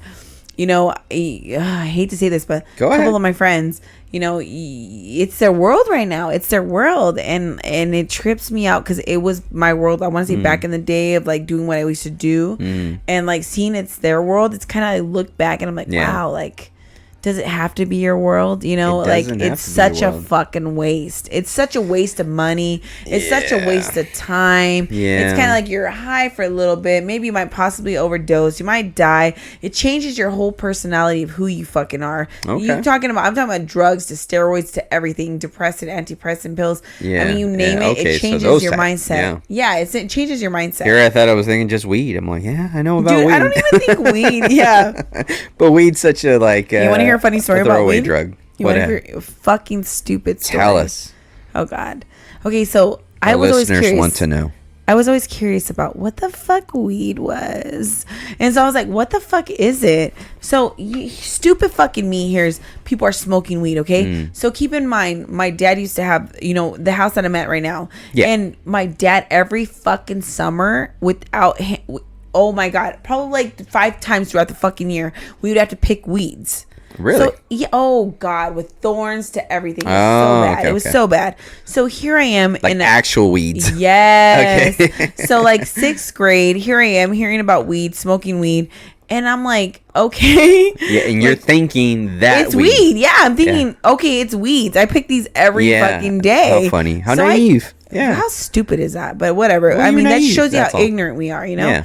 And so I go out there, I get a lighter. This is no fucking joke. No. Oh my yes, God. I did it. Did you really? Yes. I picked some weed. It's so stupid. I pick weed up, right? They're like the yellowish ones that are growing. I fold it all together and I light it and I try to smoke it. Wow. Now, keep in mind, man. Love it. My dad is looking at me through the fucking window behind. So it wasn't like you by yourself. So there was an audience there, and you're like, "What the fuck is this child doing?" Oh, Lord Jesus! Like the sliding glass door. He's looking at me like, "What the fuck is she doing? What are you doing?" I'm lighting it up, and I'm trying to smoke it, but it's making me choke because it's like actually smoking out, and I'm like, "What the fuck?" I'm trying to smoke it, and I just don't know what I'm doing. Okay, and all of a sudden I turn around, and my dad's like staring at me. I'm like, "Oh, I'm in trouble for smoking weed." I go like, "I'm in trouble, right?" Oh my God. No, I really was in trouble though. And so my dad comes out, he's like, what was the reaction? What the fuck are you doing? Oh my God. I was like, I'm sorry. I wasn't trying to smoke weed. And I throw it down. He's like, you're trying to smoke weed. And then he fucking grabs me and he fucking whoops my ass for it. Honestly, he's just like, yeah, you know what? That's not cool. Like, what are you doing? Yeah. So it turns out I did smoke weed, guys. Actual weed. So if you want to know what it's like, you just can't do it. Okay. But how old were you the first time? I think at that time when I was in 6th grade, I was probably like 12 when that happened. So 12. No. I mean, you were smoking actual weed. No, when I smoked actual weed, I was like 14 or 15. Okay. When I was trying to smoke, what I mean by actual weed, actual weed is what you smoked and your dad whooped you. That's actual weed. But weed, you know what? I think I was tripping. A street name. I think I was tripping because whenever I put my lips on, I think my dad. I think my dad had like he put like that stuff on there. What is that called? The weed poisoning. Oh my God. On top of that, oh my God, so weed killer on top of the weed, smoking it. You're just glad it wasn't flammable, dude. That shit could have burnt your eyebrows. I was stupid. You don't know what the fuck you're even doing and talking about, dude. And it reminds me of another story. When me and my little sister. Okay. My dad was off the fucking chain. He always corrected us, okay? So my dad, he took really fucking pride. When I say pride, I'm talking about fucking hardcore pride. He took pride in like anything he bought. Like he would always tell me, don't ever buy cheap shit. Yep. Now, when he would tell me that, like, say for instance, he'd buy like let's just say a Vizio fucking TV. Like, he considered that to be cheap, but he considered, hey, if you buy a Sony, it'll last you longer. Why am I gonna buy a Vizio for $800? Right? I could buy a Sony for $2,000. It'll last me for like 10 years. A Vizio will last me for 4 fucking years, and I'll have to buy double the price of that. So my dad has always been like that. Okay. So he bought these fucking badass speakers. I'm gonna defend Vizio because I own one, and it still lasts me. No, me too. But that was just an example of showing you that the mindset. I know. Can go to I know Vizio exactly. to Sony. You get a quality anything. Yeah. I'm all about quality, and sometimes name brands will fool you. Exactly. Not always name brands will have the best quality. And I agree with that. But so that's another life lesson. So that's something to add on top of your dad's. But back in the day, it probably was philosophy. A little different, though. It was probably a little different, though. Well, maybe. Probably a little different because Sony was considered the best at its time. It was. So, you know what? I can kind of like understand where my dad was coming from at that time frame. But now, it's the different. point is, like, nowadays, it's like these name brands, they're actually trying to make more of a profit, so they're actually going cheaper on the quality. Exactly. I agree with you. They're buying at a bigger rate, though, because they sell for more. So I get it. But look at the point was this. My dad bought these badass fucking speakers. You know, he had these little square ones. Remember the square ones, the old school ones? Yeah. Booming still. Badass speakers. Yeah, I still got them right here. See? Right behind you. Oh, I do too. So, and my dad ended up upgrading, getting these badass speakers, right? My dad's like, he used to come home from nights and he was like, I'm going to take a nap. I'm like, we're like, cool. And so, like, I got on top of his speakers and I put this little cape on and I was acting like Superman and shit like that, jumping off of his fucking. And how old were you? At the time, I think I was like 9 or 10. Okay. At the time, and I was like jumping off of his speakers, and my dad was like really adamant about like, don't fuck with my shit. Yeah, you know? don't fuck with my shit. Do not fuck with my. Especially back then in the day, it wasn't like it was now. You could own a bunch of shit. It was like whatever. But back then, day it was special when you spent money on shit like that. Okay. Yeah. So here I am, fucking jumping off. My dad told us strictly, do not fuck with my shit. All of a sudden, dude, I'm jumping off, kicking my dad's screen, made a hole in my dad's fucking screen. Oh, bad situation. Even through the fucking time that I made a hole through it, my dad's sitting on the fucking stairs the whole time watching me and watching Vanessa. So it was me and Vanessa. Wow. Yeah. Totally caught. Turn around and my dad's just sitting there looking at me. Dude, when I saw him, I wanted to die. I was like, somebody get me, stab me, kill me. I want to die. The look he had on his face. Because the fear just hit you, right? Like, oh my God, you're going to get it. On his face. I knew I was it. You know what he said? He didn't fucking say shit, but except for this. He said, go upstairs now. And I was like, I'm going to get spanked. Like, seriously. It's like, go upstairs. This is the funny part of it all. What's the funny part? He tells part? Vanessa and me to go upstairs, you know, and we get spanked with this fucking chancla. Yeah. That's fucking, it's for the beach. Those rubber ones. Okay. Dude, I remember those. I could taste the fucking leather still. Oh my God. That was punishment to the max. I remember those. Oh my God. Dude, I hate those shoes now. But anyways, my dad whoops my ass, right? And I'm crying like a bitch. I'm crying like a bitch. Well, I mean, you shouldn't have done that. No, but I'm crying like a bitch. This is the funny part. But What's I wanted to let my sister know, she was waiting outside the door, that I was unscathed from it. I was So you were tough, moved. in front of her. No, she heard me crying, Oh, and she saw me crying. But when I walked out, I was like, I told her like that, walking out smiling. Okay, right? I remember and those she times. looked at me crazy status. She's like, what the fuck? Like, what do you mean he bitch? I heard you fucking get fucked up. Yeah. So check this out. My sister and I'm like laughing at her like with this evil laugh, like fuck you, And I go downstairs, right? And so I hear my sister being whooped and cry. She's crying like a little bitch. And so she comes downstairs with the same fucking energy. I'm talking about crying, okay? And she looks at me, she goes, Yee. But we're fucking eternally fucked off. We're like, fuck, we got our ass beat. But we look at each other with that fuck that. We didn't get unscathed here. Yeah. But no, we always remember that moment of like when my dad whipped our ass and when we were just like, fuck you, we didn't get hurt. So we always think about it. But my sister Vanessa was super psycho. I remember I got to that point too when like it was like my mom would be the one disciplinary. She'd be like spanking us and damn, when we did wrong. And then I remember just getting at that point. I think it was like probably like 10 or 11. Yeah. And it was like I'm unbothered by these spanks or belts.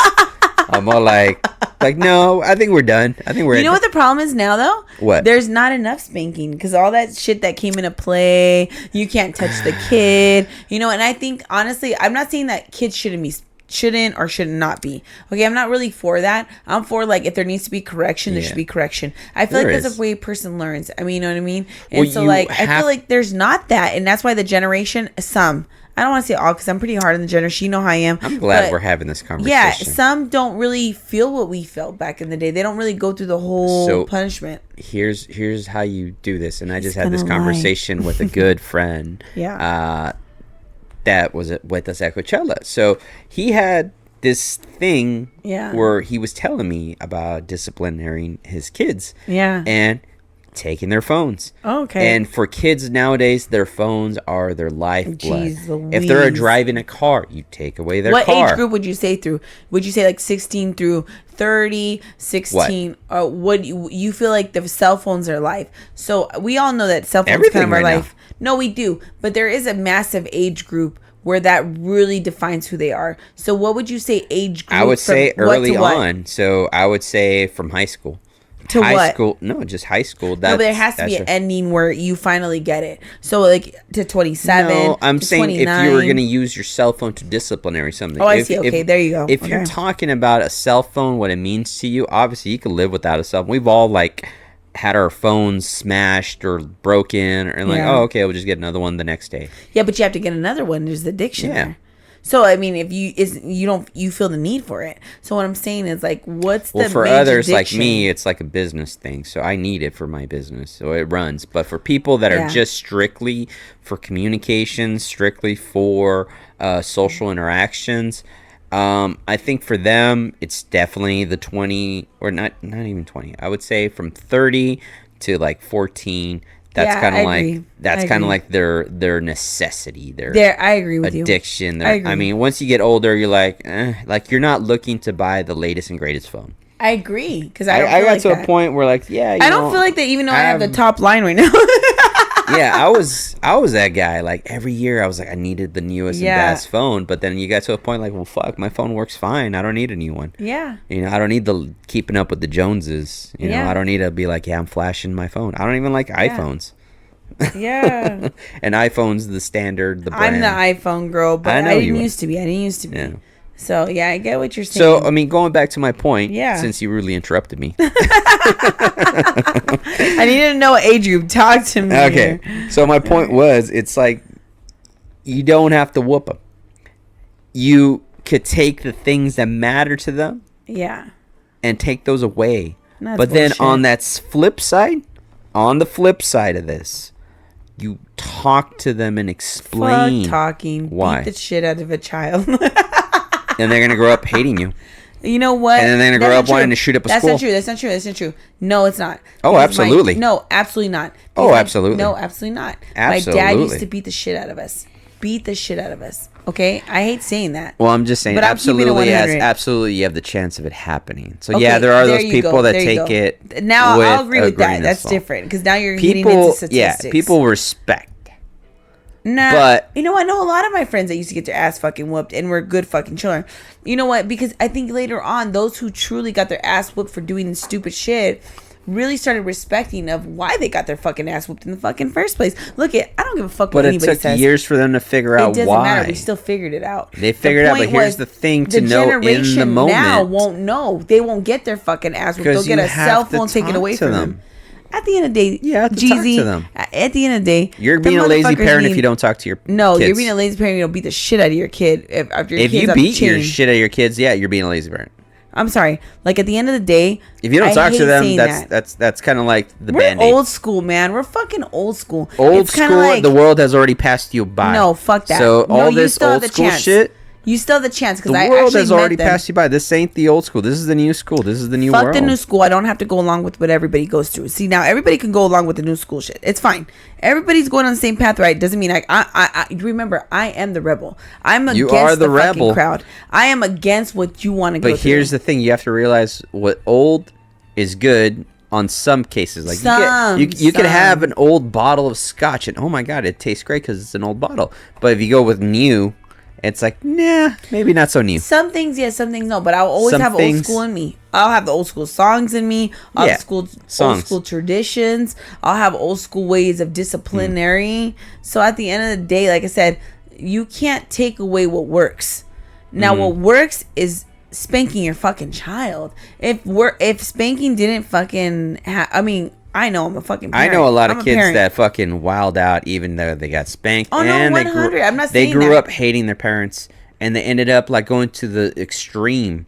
So in other words, I love my parents, and they beat the shit out of me. Okay, so I get all that. Love my parents. Yeah, for some people they could take that. Normal people that can normalize that shit. For some people that are still developing and don't know any better, they could grow up resenting the parents and grow up fucking hating them. I feel like, honestly, I'm gonna be very honest with you. I feel like that is the new generation that does act like that. But I feel like if you come from our generation, the new generation that acts like what? Man, like that acts out what I just said. You know what? I don't blame them. Actually, I have to go back to the dynamic of split families right now because you have more split families right now than ever. It's like a pandemic. It's 60% guaranteed. So will you know what? split. Most of the people, to be honest with you, Jeezy, that my perception and what I'm seeing, being honest, don't have a parent in their life. They're either living with grandma. They're either living with mom. They're even living with dad, and they don't have both parents in their life. And I really do think it plays down to their behavior. It's really hard now because you know why? Because what did I say before? We're living in a social experiment. But can we be so honest? much is being thrown at your face as far as like temptations and everything's been sexualized. That there's more of like people think like, oh, I could find something better. Or there's something better waiting for me out there. Oh my God. Or there's grass is greener on the other side. Or like, I'm not happy. Let me go look for happiness elsewhere. Yeah, but you can't always find happiness. But I agree with the mindset you're saying. But like, honestly, I feel like because of the broken household that's like that, I can't really say it's an excuse though, Jeezy. There is no excuses unless you have accountability. You're either a fucking good person, and I'm just being honest, or you're just a fucking shitty person. And I feel like I'm just be honest is one of your triggers. Oh, it is. Damn. So, but you're those are one of your person go-to or words. you're either a good person, okay? Yeah. And you learn that shit from kindergarten to Here's share the thing. All the way up. The world isn't black and white. It isn't. So you can't just categorize you're either a shitty person or you're a good person. Oh, no, I could do that, but it doesn't mean it's good people could be shitty and shitty people could have good moments. No, but I mean like as morals, like basic morals. Yes. Basic morals. That's what I'm saying. Basic morals of like, hey, you know, you're like, let's just give you an example. You're walking out of a restaurant. There's an old lady coming in with the fucking walker. The proper thing to do is to hold open the fucking door. Absolutely. Okay, that's what I'm saying. But honestly, I went to that fucking restaurant. Well, let me pause you right there. A lot of people don't have dads. A lot of people haven't been taught those values and lessons. That's what I was getting at. There you go. So it wasn't. And I know. And you like a lot of detail. Yeah. So and I'm all like, let's just get to the meat and potatoes. Okay. So let's get there. A lot of people are not taught that, but it could be, and it could be. I'm just saying it could be. Because they don't have both parents. So you don't have like that too many variables. Not everyone's the same. So not every two cases are the same. Exactly. There's so many variables. It could be the fucking temperature of the weather or the degree of the fucking wind. It still causes a damage in the so rift of many things. Variables.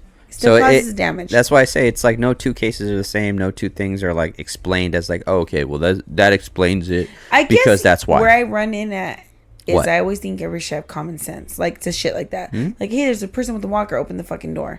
You know what I mean? Like there's the common sense. Let's get it in. But I gotta remember, it doesn't work like that. And this world is selfish, and a lot of people they feel like it's them against the world, and they're like, "Well, fuck you, lady. You're on your own." Or let me get what I could get out of this. Yeah. And you're right. Selfishness is such a disgusting fucking word, but it's a disease, and it's out there.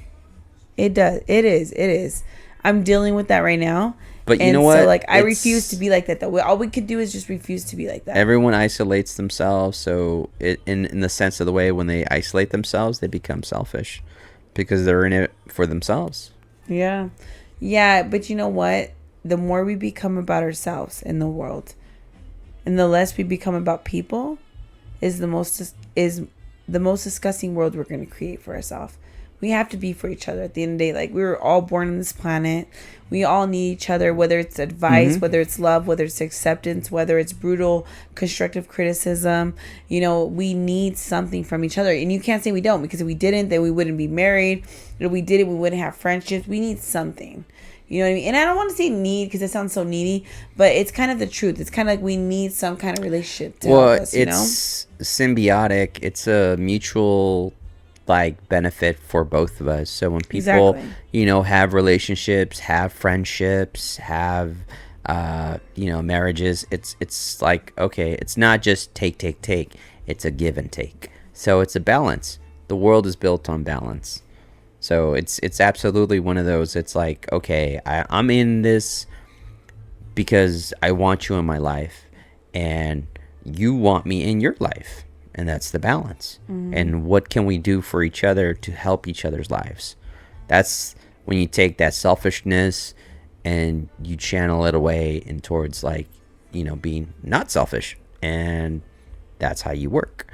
You kind of have that perpetual motion, because that's the cycle in which it spins. Yeah. Because it's like, I want something from you, but I want to give you something in return, and then they give you something in return, and you give them something in return. And so it's like, you know what? It's kind of weird, because I have two dynamic of friends. I have ones that are so self-sufficient. They're independent. They have their own shit, whatever. And then I have another group of friends, I want to say, which are like, and I have a middle ground, actually, and then I have like they're in between, and then I have like the really selfish. But it's kind of funny. I always say, man, God, I always say this: why do you surround me with such selfish people? Like, what do I have to do with them? Like, what? And what's funny? You have to be the example. I was the example. Yeah, I am the example of, like, there's no need to be like that, But it's hard. It's hard to teach when you're such in a setting like that, and you put yourself in that state.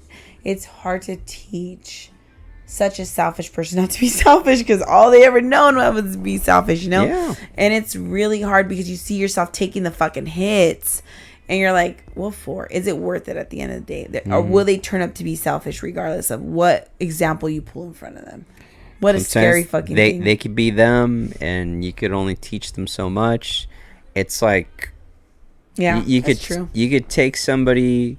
It's like, okay, again, cliche, but it's like, you could lead a horse to water, but you can't make him drink. So it's like, you could only do so much. It's them that have to want to do that change, them that want to learn. They have to want to do it for themselves. That's the same thing I've heard of with, like, any alcoholics or drug addicts. Yeah. It's like, it's not going to work until they want to do the work. Yeah. What drives a person to hate? What drives a person to hate? Yeah. Many factors. Resentment, animosity, anger, just having them to deal with their own issues that they haven't even manifested themselves in their brains to realize, oh, that's the original issue over here. I mean, so you have these I give you examples. Yeah, tell me.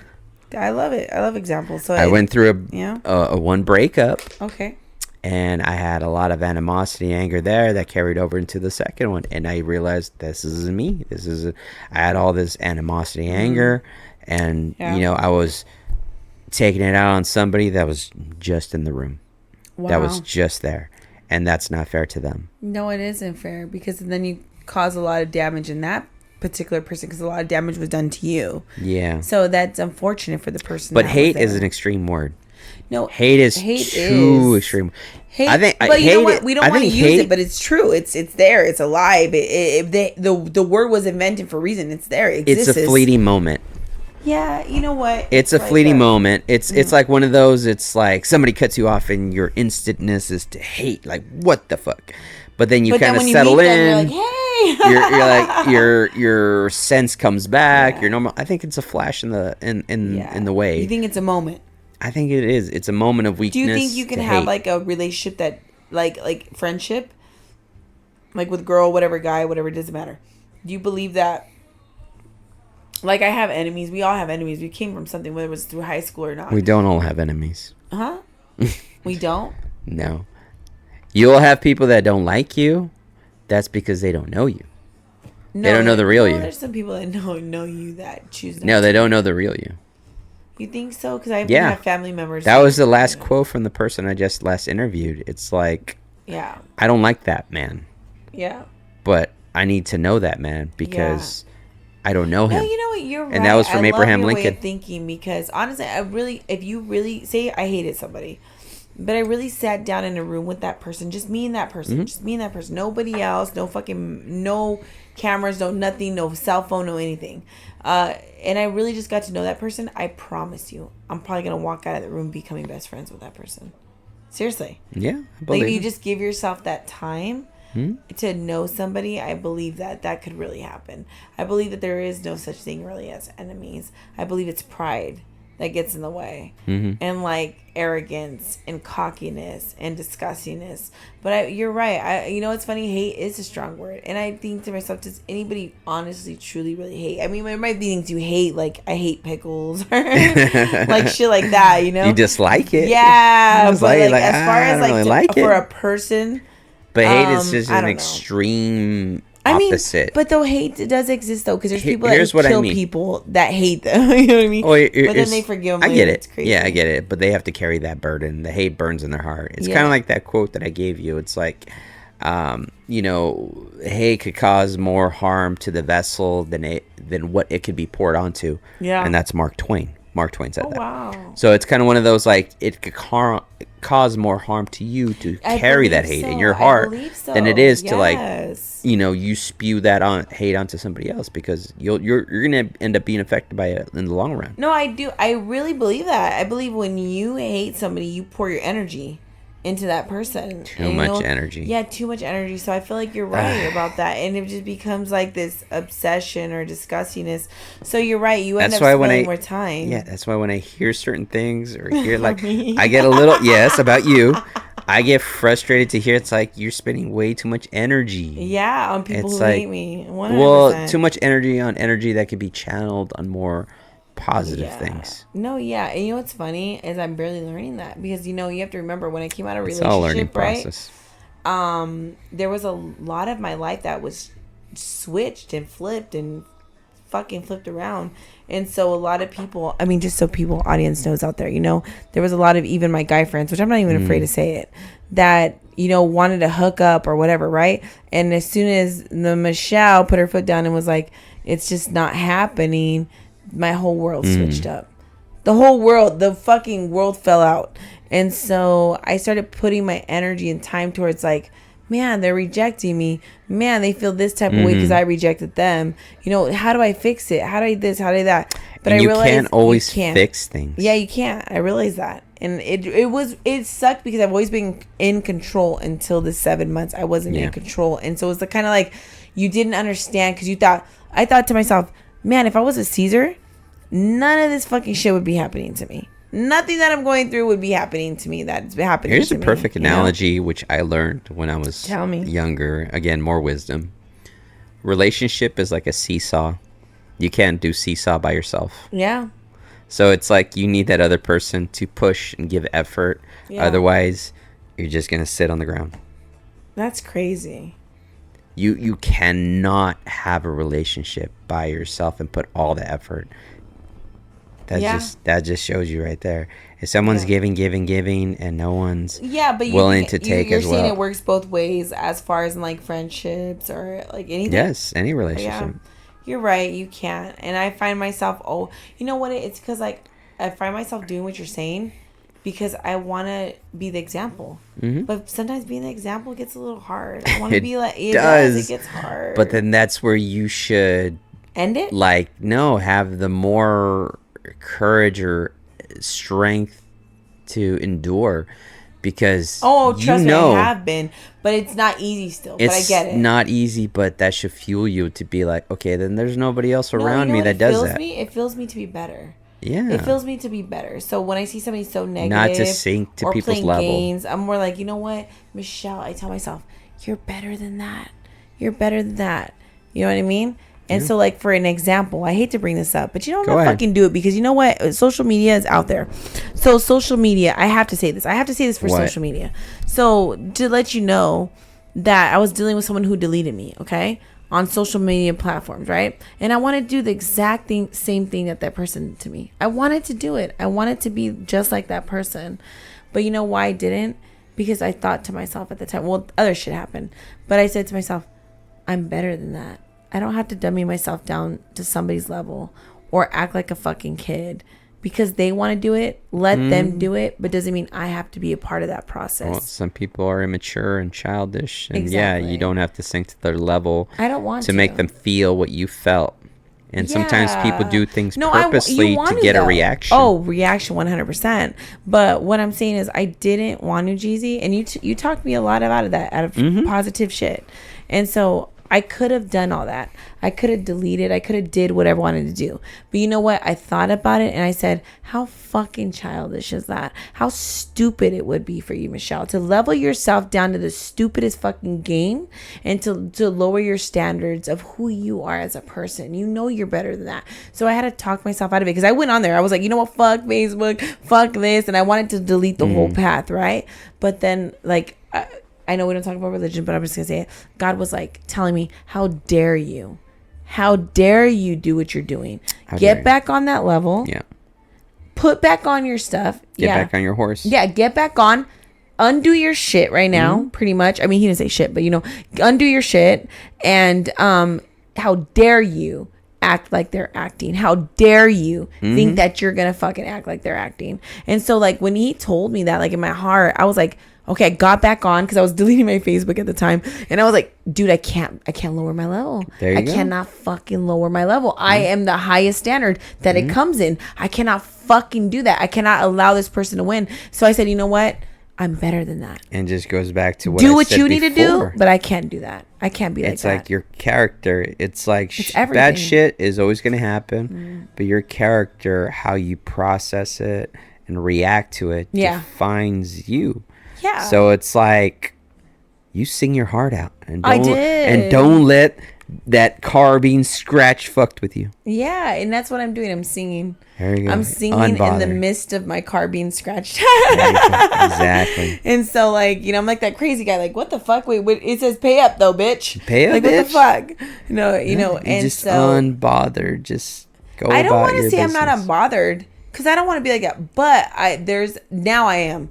Now there's a point in time I am unbothered, but still, for the reality of out there whose people had to deal with friendships, who had to deal with like relatives, which is the hardest, even the most hardest, deletion or petty bullshit. I just want to let them know. You don't have to be like them, man. You don't have to be like that. You can love. No, you just can be the love, example. and you can continue to do you. Yeah. And you can allow that person to finish it off.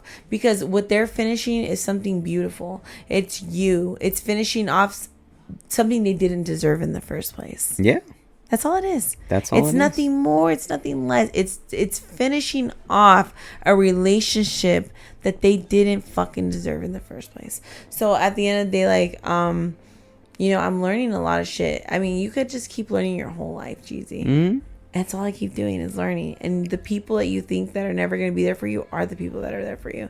And the people that you think that are going to be there for you, like my BFF, nowhere to be found.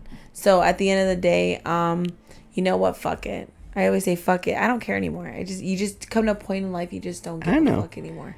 Well, it just becomes a battle that you don't care. No, here's what I mean by that. You could be so tired and so exhausted from a battle. You get to the point, it's like, it's like, why did I even start this battle in the beginning? Yeah. It's like you lay down your sword, you lay down your shield, you get to that point. Yeah. I get it, but at the end of the day, I mean, it's like you're still gonna constantly be battling, and you have to have your allies in this battle we call the world and life. Yeah. Because every day is a battle. You're not just battling with your demons, with negativity. You're battling with your own self. Yeah.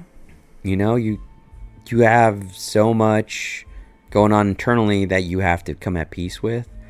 But there's stuff on the outside that you need those allies. You need those friends because it makes it easier. It does. Life's already tough. It does. Life is already tough. Don't add anything to my fucking plate. Exactly. That's straight up.